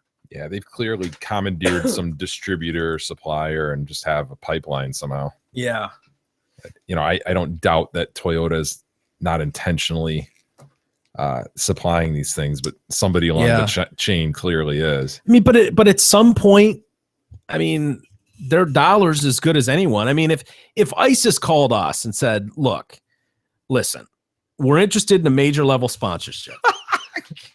We want exclusivity. Hey, everybody, have we told you about ISIS? We're now airing their propaganda videos in the middle of our breaks. ISIS will cut off Christians' heads and hold them up and, kick them down the road. We wouldn't do that, Mike, nor should Toyota. Yeah. They are a known... They're a known terrorist organization. You can't do that. Yeah. Their little flag waving on our website. Just click the ISIS flag on our website. Selling the golf shirts. The golf shirts are for sale out there. Look below our Amazon link. You'll see the ISIS flag waving prominently. Click on that. It'll take you to their site. Some great things going on. They're paying us thousands of dollars. It better be a lot of thousands of dollars. I know, but I'm just saying, if the price was right, would people understand? Would they be on board with that and go, the guy's got to make a living? I mean, what are you going to do? If ISIS was able to keep the show afloat for a while, would it be worth it? Would we entertain it, or are we just declaring across the board we're not entertaining that? I don't think you can take it off the table. I don't think anything's off the table. If the money's good enough. I mean, would we take money from Un? He's your favorite dictator. Oh, I'd take money from Un in a second. I don't know about ISIS. Yeah. If it was all anti-US propaganda. Whatever. As long as we would our content have to change? Though? No, not our content. We'll just deliver their message for them. Gotcha. Hopefully they're pre-recorded so it's not in our voices. Yeah, nobody's gonna believe that shit anyway. We'll read it, but come on. Isn't it Trump who sits there and bitches about them taking over like 300 of our Humvees, brand new Humvees? Is it him? Oh yeah, he's always totally bitching. bitched about that. Yeah, It's not three, it's 300. You know, he's always bitching about 300. Yeah. Yeah. They're just taking whatever the fuck they want. They're raping and pillaging. Yeah. So clearly they pillaged some pipeline to Toyota trucks. And when you've got billions of dollars flowing in, how hard would that really be? Yeah, I don't know, man. It's interesting. Hey, speaking of cars, backed by popular demand and extended through October, Zott Ford is conducting its amazing Key for Key event. Right now, you can exchange your current vehicle for a brand new 2016 Ford without spending a dime out of your pocket. Also, they may be able to match or lower your monthly payment. Zott Ford will assist you in terminating the remainder of your loan or lease, no matter what you owe. Plus, Zott Ford will make your first month's payment. So hurry, when October ends, so does Key for Key, and that's for real. You want to hear a little excerpt from Jalen Rose's new book? Sure. He's got a new book out, I guess yesterday technically, but today really. Got to Give the People What They Want, True Stories and Flagrant Opinions from Center Court. A lengthy title. Of course, Jalen Rose was the point guard for the Fab Five, the Michigan Wolverines basketball team. What was that, 91, 92? I think so. Does that sound right? Yes. Ray Jackson. Jimmy King. Juwan Howard. Chris Webber. Yeah. And we've got a couple different excerpts. The Free Press yesterday and today in their papers had excerpts from the book. And you want to hear about the timeout? I can't believe they need another Fab Five book. I mean, I thought your neighbor Mitch Albom pretty much tied that one up in like 93, didn't he? Yeah. Well, this is one of the members of the Fab Five. Oh, okay. So asshole. That's a weird looking picture. Anyway, so in 1992, he says Duke had been the better team. The competition bore that out clearly, both in the game we played. So in 90, was it 91, 92, or 92, 93? I don't know, dude. 92, 93. Okay. 92, they lost to Duke in the finals. And then everyone was, and they were freshmen, total freshmen, then changed the world as far as college basketball goes, really. Mm-hmm. And then in 93, they made their way back to the finals. They played North Carolina. Yep, the famous timeout. The timeout game, which is what he's talking about here. Chris Webber called the timeout. What? Which when it happened, I cried. Did you? How old were you? You must have been like 10. I don't know what I cried when it happened. Yeah, it was brutal. I was up in Ann Arbor. I was too. I think I was with you. Yeah, probably. We're at Derek's frat house, I think. Totally. Watching it. Oh, that would have been a rough place to watch it. Yeah. Yeah. Although I went to Ann Arbor when they played the national championship game a few years ago, and that wasn't very fun for me. In 2011, 12, or was it 12? Okay. I don't remember. Was that when Spike went off? Yeah. Well, in 92, he writes that Duke had been the better team. The competition bore that out clearly, both in the game we played the Blue Devils at the beginning of the season with nothing to lose, and in the title game when there was a national championship at stake.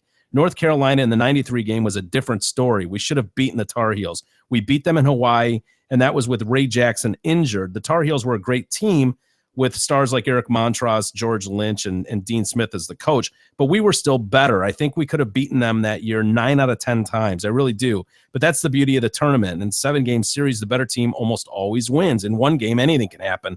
It's interesting to look back from an analyst perspective now and try to break down what went wrong in the most famous game I ever played in.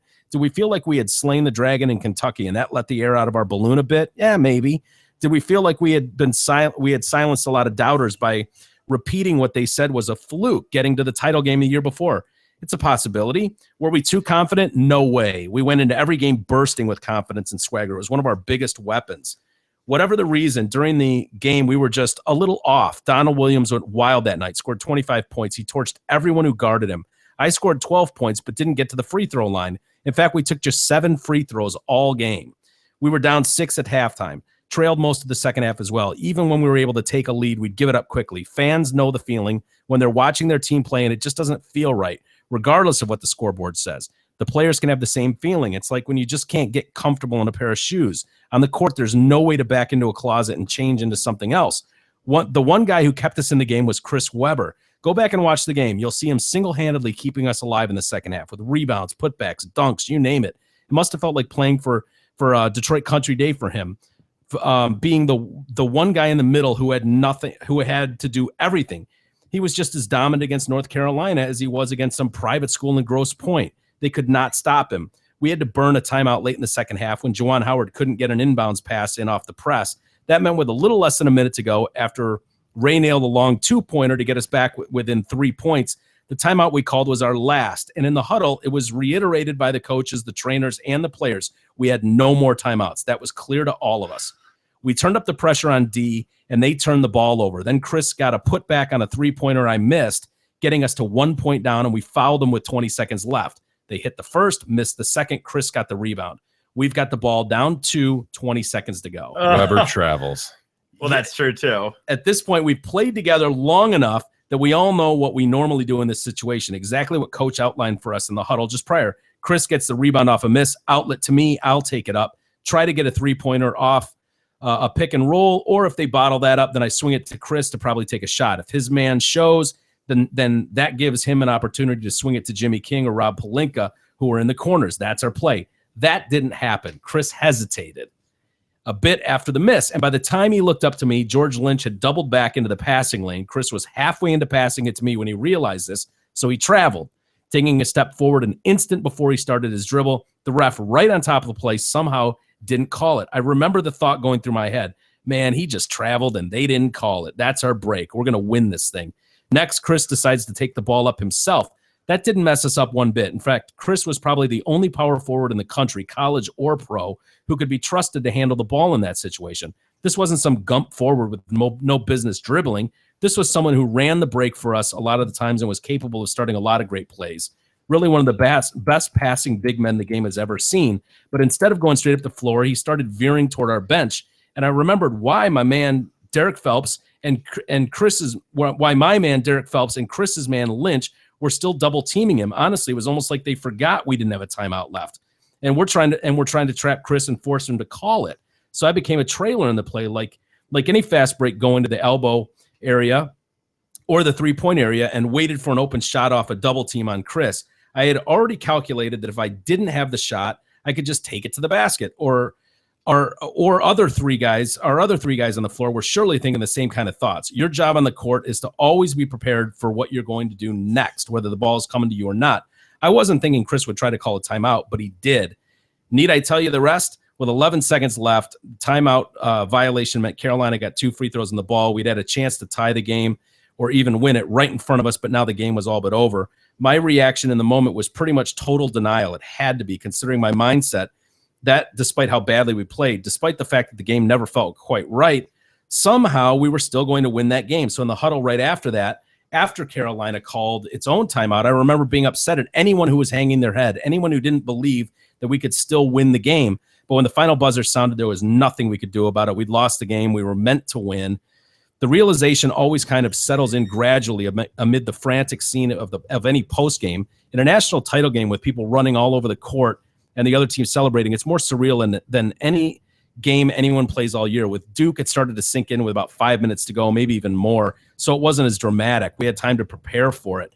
Here we went from having a chance to win the game to being finished in 11 seconds. The first thing I did was go to Coach Fisher, who a lot of people had criticized for not disciplining us the way he should have the past. I know that sound. Sorry. You hearing that? Yeah. Headphones. That sound? That one. Right on cue. I apologize. So he goes to Coach Fisher for not disciplining us the way he should have the past 2 years, but he believed in us. And so as we walked off the floor, I put my arm around Coach, told him I loved him, and promised him that I was going to get him back there and win a title the next year. When we got in the locker room, Chris was already there, lying face down on the carpet, head completely down. Bruce Madage, our sports info director, came up to me and said, I need you to find a way to help me get this kid up, because there's no way I can send him into the press conference looking like this. So the other guys and we got him together, got him to the media, and Juwan, Jimmy, and Coach Fisher did their interviews with him together as a team. I stayed in the locker room. If I didn't have to, I didn't want to be in a situation where I might say something I'd regret. Afterward, we hustled Chris onto the team bus, and his mom came on the bus. He sat next to her, and honestly, he cried the whole way back to the hotel, sobbed. It was the only sound anyone made that whole ride.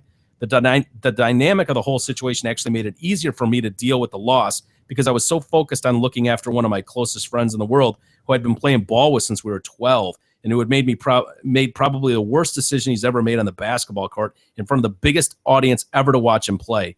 That took the attention off my sadness, though what's interesting is I remember starting to feel some guilt of my own too. What could I have done differently? Should I have gone and gotten the basketball right after the rebound, or maybe just followed him into the corner?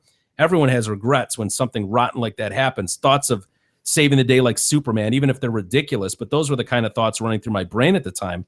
We got back to the hotel, had to hustle through the back entrance of the lobby up to our rooms to avoid the craziness there, getting scrambled apart in the process. But upstairs, we all got together again, sitting in one of the rooms on the beds, the floors, the chairs, still processing what the hell had just happened.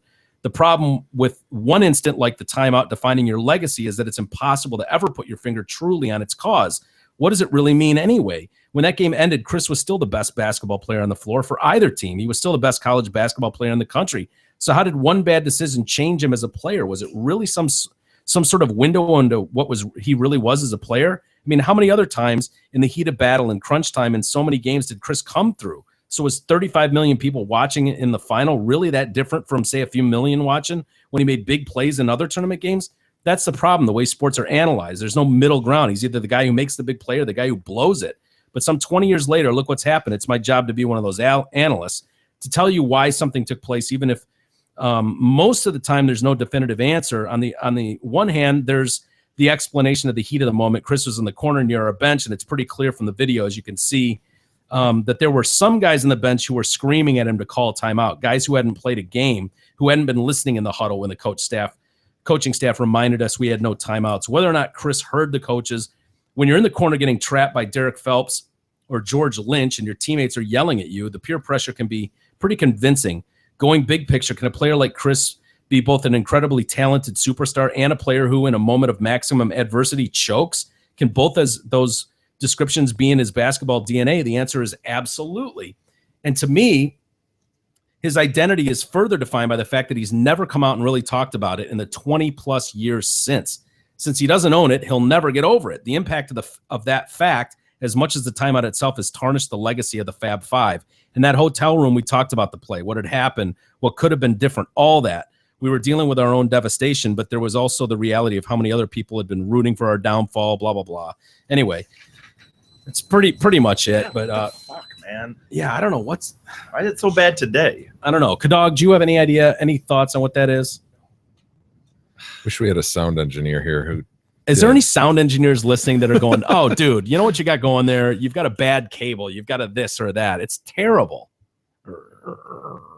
This is the worst to me because it sounds like we're in a wind tunnel for a little bit there. Well, while I was reading that, you're gonna have to fix this in post because I don't know what talking about it does other than right. You're right. Draw people's attention to it. Yeah, you're right. So I think you just let it go. And moreover, does it really come over? I mean, have you listened back and really heard that come over? Yeah, it does. All right. Well, fix this part in post. Seriously. What part? Just clip this. It's stupid. Our conversation right now. No, I'm not gonna do that. Yes. Why should we be on talking about fucking noises in our headphones? Makes us look Bush, Mike. Okay. I refuse to look Bush. Do you? Relax. We don't look Bush. We look Bush. We sound Bush. We have some equipment malfunctions. That's Bush. You attacking Ian, throwing shit at his face is kind of Bush. Let me tell you about Great Lakes Vapor. Are you ready to quit smoking once and for all? Sure. Great Lakes Vapor is here to make that a reality. Their e-cigs are handmade and guaranteed for life. Check them out in person off Grand River in Brighton or off Orchard Lake in Farmington. Or shop online at greatlakesvapor.com and have everything you need mailed right to your door. greatlakesvapor.com is the best place to order refills of all their GLV juice. Use the promo code DetroitCast and receive 10% off on all online orders. Did you see the chick that won the big Michigan lottery, or not Michigan? I guess the Powerball. Yeah. Yeah. What is that? Like, how many states is that? 15, 20 states do Powerball? I don't know anymore. I'm not sure They just made it harder, I think, to win recently. The odds just went added another number or something. Some weird thing where the odds are even harder now. Yeah. Why would they do that? I don't know. I think it's with the Powerball. I know one of the big ones. Is that to make the jackpot even higher to make more people interested in it? Probably. I'd have to look to make sure, but I know for a fact I read something that one of the big ones just became harder to win recently. That's what we needed. Where's this chick? She's in Three Rivers, Michigan. Her name is Julie Leach. She's 50 years old. She was a supervisor at this Michigan fiberglass factory. Immediately quit her job. Yeah. Good for her. I respect that. We're starting to see that. I hate these people are like, oh, I'm I going went to to work stick on with Monday. Yeah, dude. Fuck. You kidding me? Dude. I mean, I could see if you're in some position where you own something and you're trying to wind it down to change it so you can get into something else. But dude, if you're working like an hourly position that bye-bye, never see me again. I don't even think you owe him a phone call. I think you just don't go anymore. Like that's what I did yesterday. Like that doesn't. Before I won $314 million. Yeah, that doesn't exist in my world anymore. Sorry. So she quit her job as soon as she won $310.5 million Powerball jackpot. About 6:30 at night, I stopped to get my coffee and picked up $20 worth of lotto tickets and just went to work. I was having a really bad night, so I went to McDonald's for lunch, and I thought I might as well check my own numbers while I'm sitting here, and that's when I realized I was the winner. Oh, my God. I didn't believe it, so I had to go back to work and confirm with a couple of people. That's the last place I'd go. Dude. Seriously? Yeah, just go. Dude, if you even think you won for a second, dude, how are you not just going online, checking the numbers, or going to another liquor store and like doing because you can do it without having to ask the liquor dude. You know what I mean? You can scan those. Oh, I wouldn't ask that guy. No. That's not my way. Can you check this? That's not my point. Oh, you know it. That's exactly what I just said, though. You can do that without talking to them. Yeah. They have the self scanners. I'm not saying talking to the guy. God, no, I'm not giving that ticket to anybody. Yeah. She woke up her partner. Real quick, I also always thought about that, by the way. I used to work, at places that sold lottery tickets. And I always used to think, because most people, if you can just call, if every time you just say, if they ask you to check it, now they have those self-checkers, but they used to not have those where I sold them. And I used to always think that what if you could keep a calm face and just go, yep, no winner, because most people don't ask for the printout. And I always wondered if there's, if somebody could just say, yep, no one, and pretend like you threw it away. People were doing that. Right? Yeah, there's been like 60 There's minutes been lawsuits. Has there? Okay. Yeah. Where people have gotten caught on camera pulling that stunt. Right. Usually, but not with 300 million. That's why you should always, you can make them give you obviously the printout that says no winner. You should always ask for it. She woke up her partner, Vaughn Avery, that night to tell him about the win. Imagine that, getting woken up from a dead sleep, and your girl is like, dude, we just won 300 Are million. they married or we just won? They've been together like 30 years, but they've never gotten married. Wow. Oh, he's in asking, Michigan. If I'm asking him, I'm asking him to marry. Let's get married today, baby. Common law spouses? Right. Is that your argument? Yeah. I what is the deal in Michigan? Is Michigan not a common law? I don't know. I can't remember what I Michigan. don't remember. I know we have looked this up but before. I don't remember. I said, "You're kidding me. Get out of here. I thought I was dreaming." She goes, "No, we won it." I looked on her phone, grabbed my phone, pulled the website up. I just couldn't believe it. I said, "I really need to go back to bed and get up for work." She says, "You don't ever have to work again."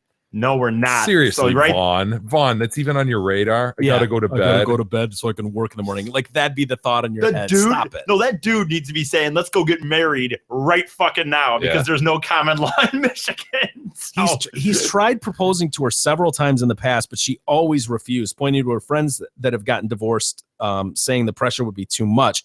She added that she might be open to an offer now, but he would have to sign a prenup first. Yeah, right. Why now, man? Right now, I'm telling her no. If I'm her, I'm saying no fucking way. Now of all times.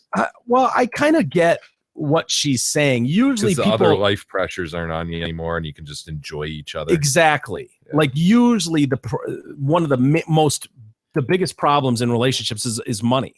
That's usually what it is, and probably was for them too. And she's like, I'm not even going down that road. We don't need to get married. Everything's good. Let's just leave it. If they do that, if she says she's open to it now, but has to do the prenup, I think she's kidding by that statement. I don't know. I bet she's not, and she shouldn't be because she should.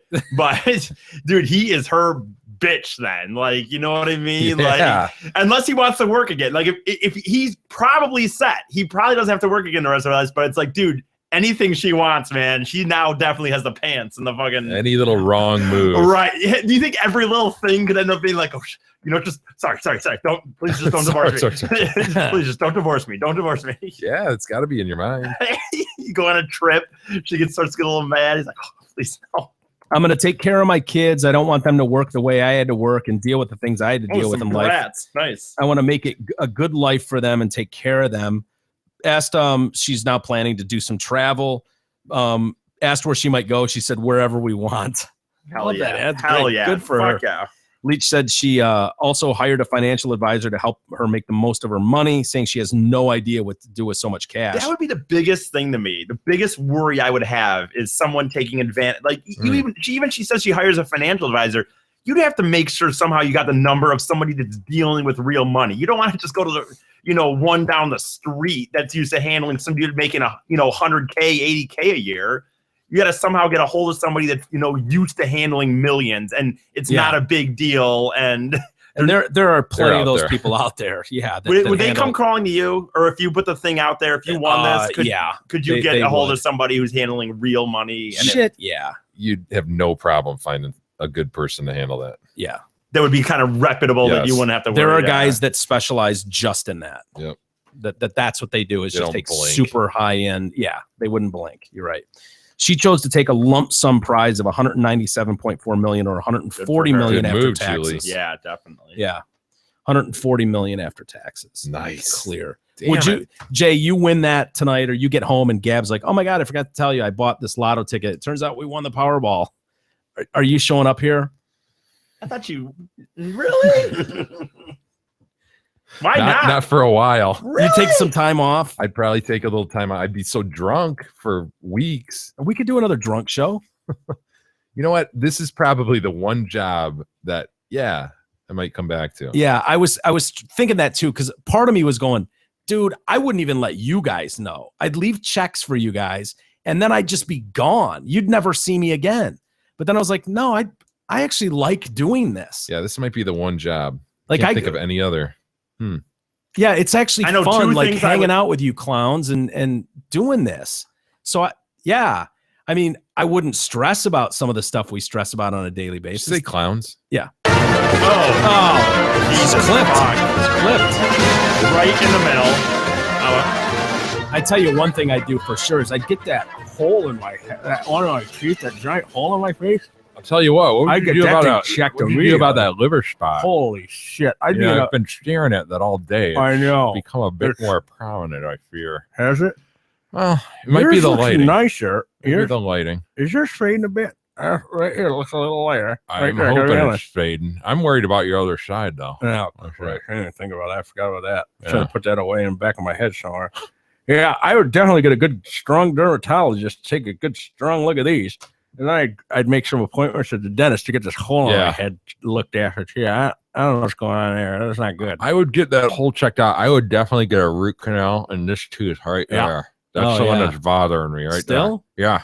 Still I bothering. can't. If I had one back here, shit. I definitely just have them drill right down in there and pull that root right out of there and stuff some gutta percha in there. Yeah, you'd get a gold one, wouldn't you? Or a flat Oh one? yeah, I'd have a sweet girl for Yeah. sure. Yeah, I'd have them make me a grill like E. Would you? Yeah, that's not a bad I'd take idea. in E's plaster cast and just say, make me one of those. Yeah. E, would you show up here if you won, or would you be gone? No, dude. I've already said it before. We've talked about It this wouldn't before. change his life at all. He says. No, this is what I He'd would do. buy I'd his do own th- Fady Manor. He'd probably out buy his parents' house and kick him to the streets. No, I've told, dude. We already I had believe this. you're in my house. Fine. We've already had this conversation 3 times, I think, because we've talked about big game stuff before. Yeah. I'd do 3 things. I would travel. I would keep doing this. And I would freaking be doing comedy all over the country. I wouldn't care. I'd do open mics. I'd get a fucking RV and I'd do open mics all over the country. Just, So I you wouldn't would even quit the show.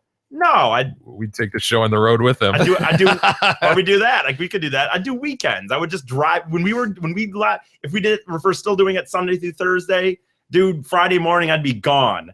Yeah. To somewhere in an RV, and I would just find shitty open mics, or I'd pay bars to let me do comedy. I wouldn't even care if I was good enough. I would do comedy in this. You think he would run out of money? Yeah, probably. Maybe I would, but No, not that much. No, because I you know think what? 140 million. he'd be somewhat chill about Here's it. the reason I wouldn't. Because honestly, I know a lot of people say this, but I have no desire to buy some $20 million house. I have no desire to buy a Lamborghini. My money would go. Like I said, I would keep doing this. I would still want to do a radio show 5 days a week. And like I said, I would travel and I'd do the podcast, but I kind of do what I already like to do anyway. It would just, instead of staying at a freaking maybe the third level of hotel, I'd stay a little higher or something. Or the thing he craves most is fame, not fortune. So Yeah. he could probably get into some shit ass deal where he like buys a production studio or somebody talks him into that, so that then he can That could produce be his a own downfall, show, right? And this and that, trying But to you know buy what? his own fame. You know what though, dude? Yeah. Even that might have been so 20 years ago or even 10 years ago. But dude, now I could see me starting my own thing or something. But you just buy a camera and go on YouTube now. You don't need. I wouldn't be. Someone couldn't talk me into buying a TV studio at this point. I mean, I would know that in reality, in my basement, I could just, I could make a basement studio, and it wouldn't take that much with YouTube and shit to have an okay studio in your basement and do a webisode series. I would totally do some kind of webisode series on a daily basis plus this. Could you imagine his webisode show? You realize for almost no money we could actually do that. I know. I do. I just don't have the time. You don't need $140 million to do that. I have lived my dream. I know, dude. But the problem is, right now, I don't have. No, I get what you're saying, dude. The luxury of having that off the table where you're not worried about anything else. Right. Where it's like, dude, I can literally do anything I want. I know I've said it before, and that would be freeing. And you can believe it. I know you've almost disbelieved that I said it, that money changes everything, dude. But I'm just not a materialistic person.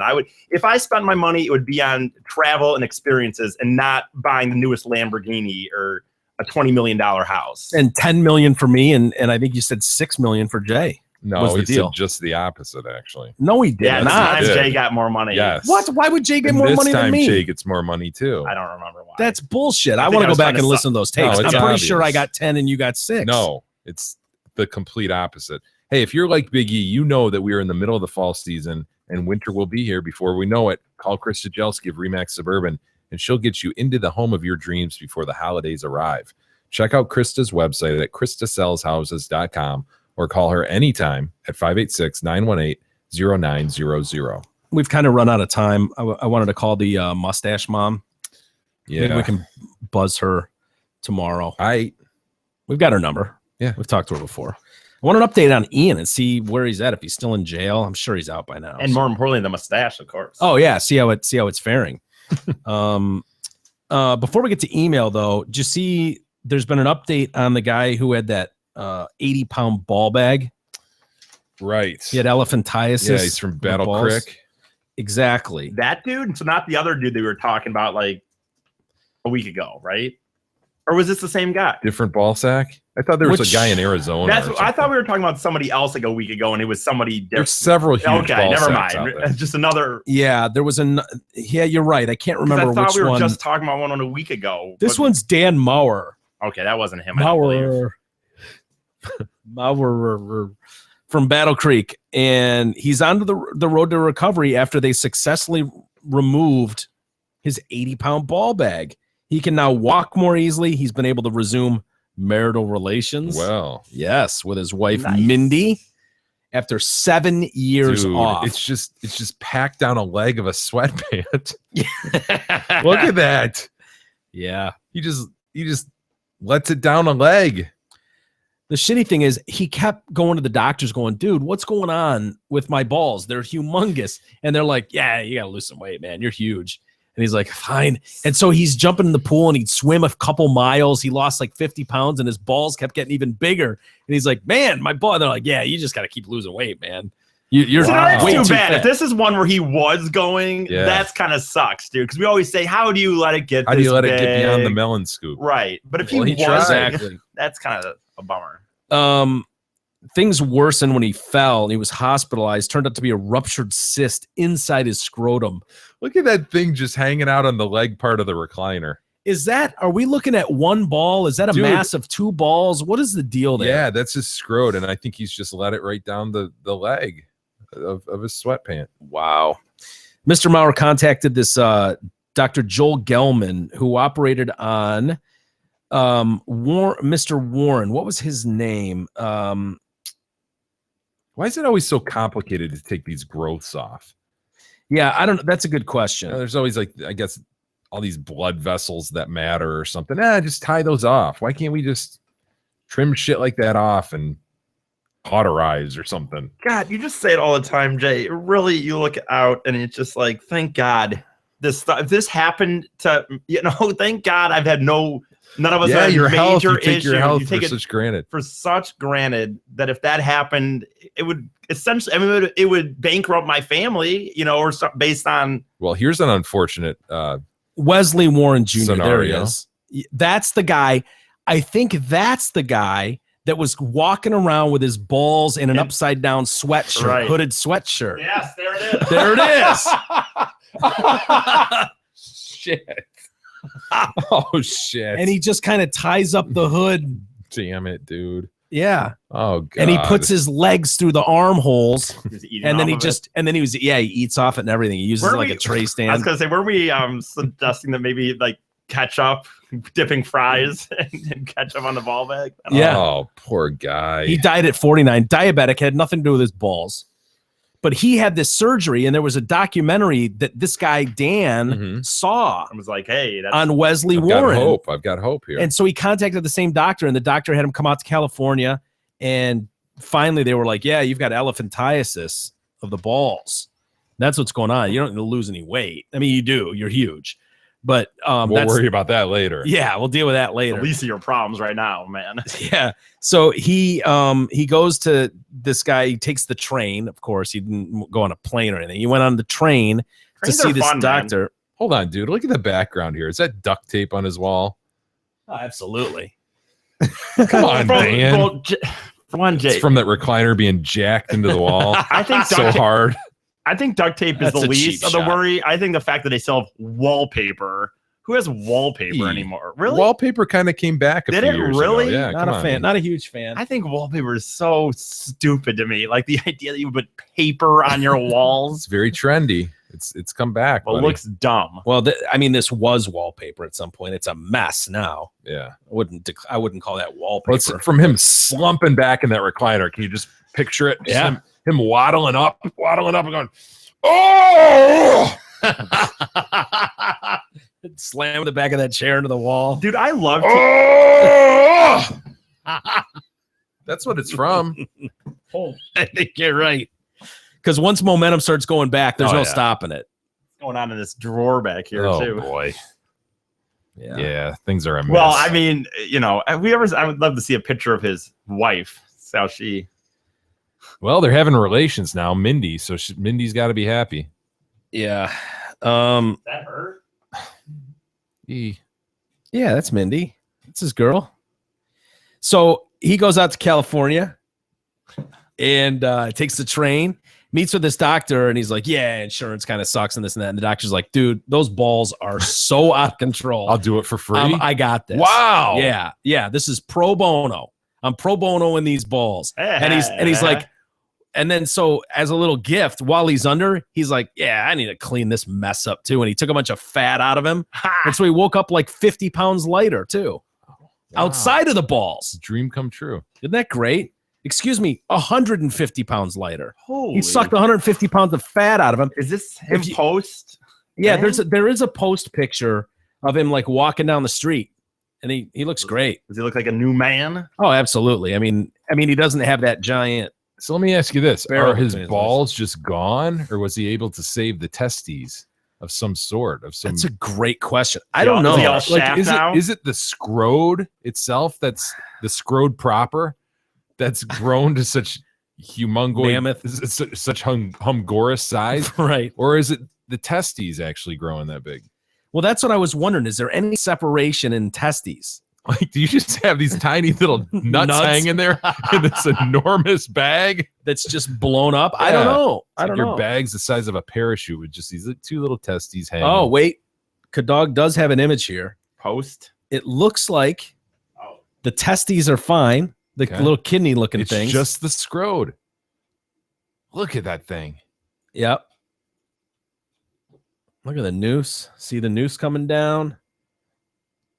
I'll be I don't know if this is an artist rendition or what's going on Just here. starts out like an eggplant and goes from there, huh? It's made to look like it's a X-ray, but I don't think that is. You don't It's a think cross section, E? Okay, I don't know. Come on, man. Just a simple cross section. Okay. You see the anus there, E? Where's an anus? Oh, come on. Like, you yes, didn't jump all over that. Oh yeah, it's right there. Shut off. You're the one who pointed it out, not me. So Anyway, so congratulations to Dan. Do you have a? There he is. There's a picture of him. Ah, yeah. Look at my man. He looks great. God, how freeing that would be, huh? that must have been, yeah, dude. Holy hell. How awesome that must be now. You weren't able to find a number for him, were Does you? he have dog? Bigfoot on his shirt? What is that on Maybe. his shirt? Should we call him really quick? Yeah. Is it too late? Dial him up. Fuck it. How confident are you in this number? On the fence? Dan, it is. Yeah.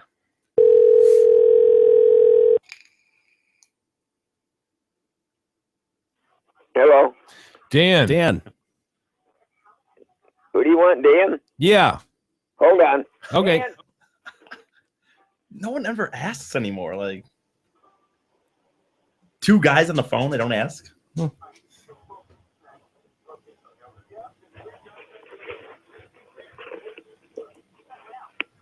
Dan. Telephone. Sounds like 1990, back when people had phones. Don't get us in trouble. He's not here on this.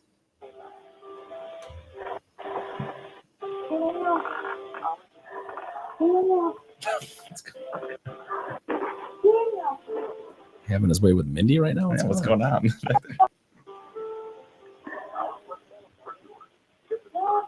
Jeez, Dan. Take your time. Waddle on over. That weight didn't seem to make him any faster, losing the weight. He's not very fleet of foot, is he? Well, I mean, look at you, down 150 pounds. He should be. He's walking on clouds right now. Yeah, the phone. Holy hell. Dano. Dan, it's getting late. Gotta tie this up, Dan. Put a bow on this. Dan. Yeah, Hey, it's Mike and Jay from the Detroit Cast calling. How are you, sir? good. Are you the Dan that was featured on TLC last night? No, I'm not. Oh, you're not. Are you getting a lot of calls about it? No. No. So you don't know what we're talking about? There's a I know what Dan. you're talking about, but I'm not that guy. Oh, thank God, huh? Would you tell us if you were? Dan? Oh, Dan. What was that about? What was going on in that house, by the way? I don't know, man. Since it wasn't him, think about what was going on. There was a guy that picked up, but there was Dan. also some. Oh, I thought it was gone already. I don't even want to call him back. It sounded so gross in there. I think we almost have to call him back. Do you? I do. All right. Well, was there a problem? He sounded like he was retarded, didn't he? Yeah. Oh. Yeah. I assumed it was tired, I guess, but I was giving him the It benefit. sounded of the like a doubt. recliner sleeper, to be honest. Yeah. I was giving it the Mouth TV, breather. Yeah. TV blaring in the background. Yeah. Midnight or whatever.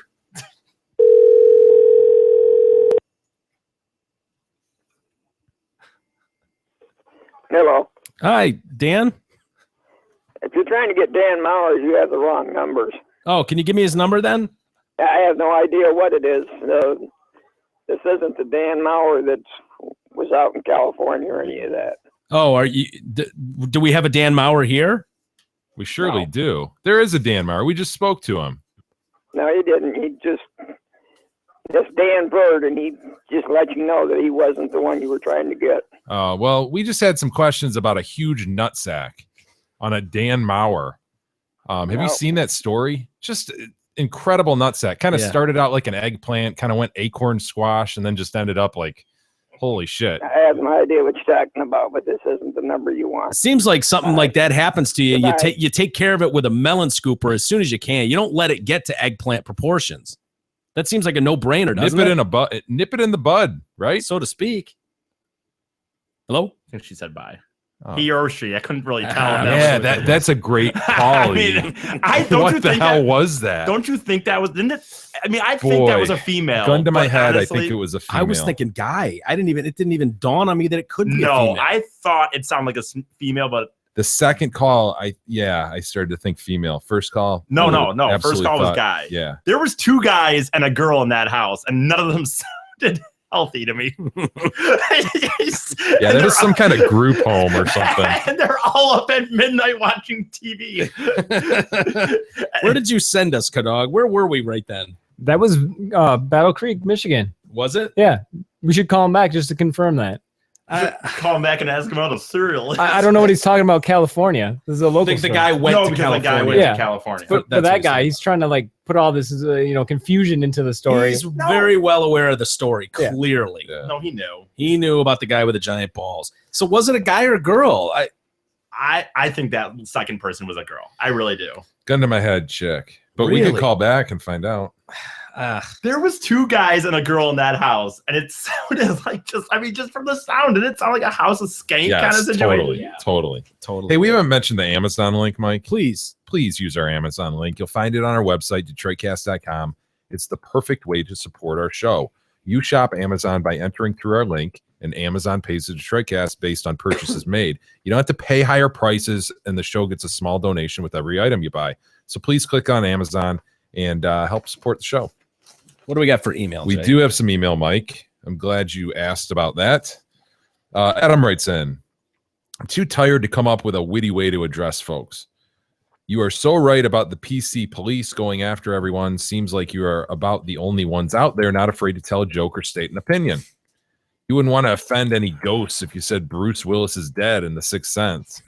We all might as well just listen to monotone speaking deemed not offensive to everyone by our robot overlords. Don't let the man keep you down, Adam.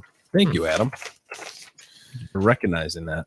Josh writes in, referencing number 438. 1, a 13-pound baby remarkable, newsworthy? I do not concur, sirs. My wife carried 14 pounds worth of proops. What? Then squeezed out number 3 and number 4. So she had 14 pounds worth of two proops, adding up to 14 pounds. You calling a baby a proops? Is that what's going on here? Yeah. Okay. And no, she's not huge, merely 5'6", 120. Wow. Congratulations. Is that really the... Oh, are you taking a shot at that? No, I'm not at all. 5'6", 120. I'm just wondering if really like the overall size of the body is what we're concerned about, or are we concerned about a certain part of the body? Oh, after going through 14 pounds of proops. Oh, ooh, you know what I'm talking about. Oh yeah. I don't want to offend anyone. You turned it into a wind tunnel. Hopefully they came out the side way. Maybe you should do a news story on her. At least she's worth looking at, which is more than I can say for Dot Mom. Prove it. Yeah, good point, Josh. Prove it. Number 2, in the five life burden entrances I witnessed, the only thing I've noticed is the head. As bad as it may sound, that's a pretty good indicator of normality. Yes, they have alien qualities plus beady little eyes. I get a little relief seeing a typical alien-shaped head. The weird and gross, you can guess at the general quality of what will follow. After that, I usually only count limbs and dick. Everything else is less crucial. It's tough to count to 10 in that moment anyway. I delivered number 5. I didn't realize till then you really have to pull them suckers out. It's amazing. The otherwise wondrous area they travel through is capable of such a feat. Ooh, it certainly is. Yeah. Number 3, E, gay. Number 4, more guns in the hands of law-abiding citizens. Number 5, request for periods duly noted. Oh, in writing. Was he one of the guilty party Josh. that was not providing periods? He was not. No. We're talking punctuation periods, not different kinds of periods completely. Jake writes in, and Jake got cut off the other night by a certain asshole. Remember that? Not When it. we were Not right, it. we were trying to finish email and E took a knee. Remember that? I remember it well. So we It was had to quite end a the show bit. quite early, and I cut off Jake's email. I'd like to get to it today. All right. Hello, King Noose, Thin Liver Spots, Nerd of the Day, and Jap Flag Flyer. So after you guys were talking about how you can't assume people have limbs because their photos don't include said limbs, I hearken back to the days of MySpace, on which my friend Matt met what appeared to be a babe. Oh no. Oh no. He and I were at a concert at Clutch Cargo's back before it was closed down and Pontiac was only for underage girls. And I the resident loved Clutch Cargo's. Yeah, I remember Clutch Cargo's for sure. And the resident retired to play in paint and foam every Sunday night or whatever. Matt was supposed to meet this girl after the show, take her back to the house, and give her the old in and out. This was all before she texted him about an hour prior to the meetup saying, "There's something I have to tell you. I'm not like everyone else." Oh, no. He reads this text aloud to me, and I, for whatever unknown reason, say, maybe she has no legs. The look that washed over his face was one that still brings us to laughter to this day. He says, none of her pictures are from the waist down. She has no legs. Of course, I don't believe him, so we spend the next half hour at the metal show looking through hundreds of her pictures on MySpace. Nary a leg is found. Oh, After leaving the show, she's parked in the front of his house, and Matt gets in the front seat. I get in the back seat. She has a blanket draped over her lap. But being that it was the middle of winter, I thought, she's just cold. She has legs. I then lean forward between the seats and ask, so do you have legs? She responds, yeah, I have legs, like I'm some kind of asshole. We go to pick up some Taco Bell, drive back to his house. Have legs? Nice question. We pick up some Taco Bell, drive back to his house, and I leave her car and head home. Next morning, I shoot Matt a text asking about last night's meetup. He tells me that she does, in fact, have legs. However, they're basically just bones wrapped in skin, extremely wee. And because of this, she's not even 4 feet tall. Oh, now, no. Matt loves to get laid. Bones wrapped in skin? Is that what he said? Yes. Matt loves to get laid, and I could not stop thinking about how hilarious those tiny little baby legs straddling him must have been. Did he hit it? I asked him if he had to carry her up the stairs to get the D. She made her way up the stairs to his room or on her own with what I can only describe as very Jimmy-like crutches from South Park. Oh, no. Is that like, I don't know, Jimmy. Is that like Tiny Tim? Yeah. God bless us all, everyone. Oh, those ones that go, the cuffs? Yeah. To go Cuff to around your the forearms. Yeah. Okay. Yeah. Okay. After 20 minutes of standing behind her while she journeys up the stairs, they hang out for a few hours, and he gets a handy from her. The moral of the story here is There's that Jimmy. Okay. Look at his legs. Nice.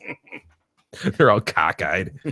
A handy. Moral of the story here is that you absolutely never can assume a human is complete from a photo, but you may at least get a hand job from a handicapped girl out of it. Good day and goodbye. God, she has that problem. It's hard to walk all those stairs up. You think even she would at that point? I mean, like, is it even worth?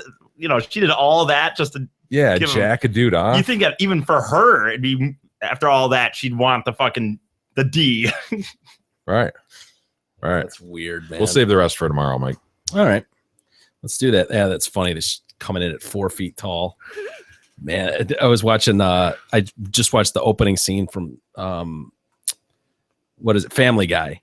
And Stewie was at the doctor's office with the mom, and the doctor's explaining how, we've got the charts, and it looks like your son's going to be, when he's full grown, will be 5'1". And the mom's like, what? It's like, that sounds like, I mean, the only way that would be acceptable is if he were to die at like 14. And is there any chance maybe he'll die at 14? He's trying to wonder if the kid will die then. Nice. He's only going to be 5'1" as a full grown adult. Would be tough. Life's cruel sometimes. It is. Jimmy. All right, let's call it a day there for a Wednesday. Thanks everybody for hanging with us. We will do it again tomorrow unless one of us wins the Powerball, which and we'll take a few days off and be back after that. Absolutely. But I would say at this point it's 50-50. We'll be back tomorrow. So we'll see you then.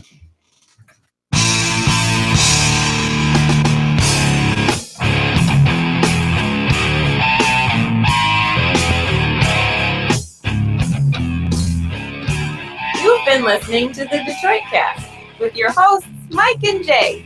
From all of us at Radio for One Studios, thank you for listening. And as always, thank you, Detroit.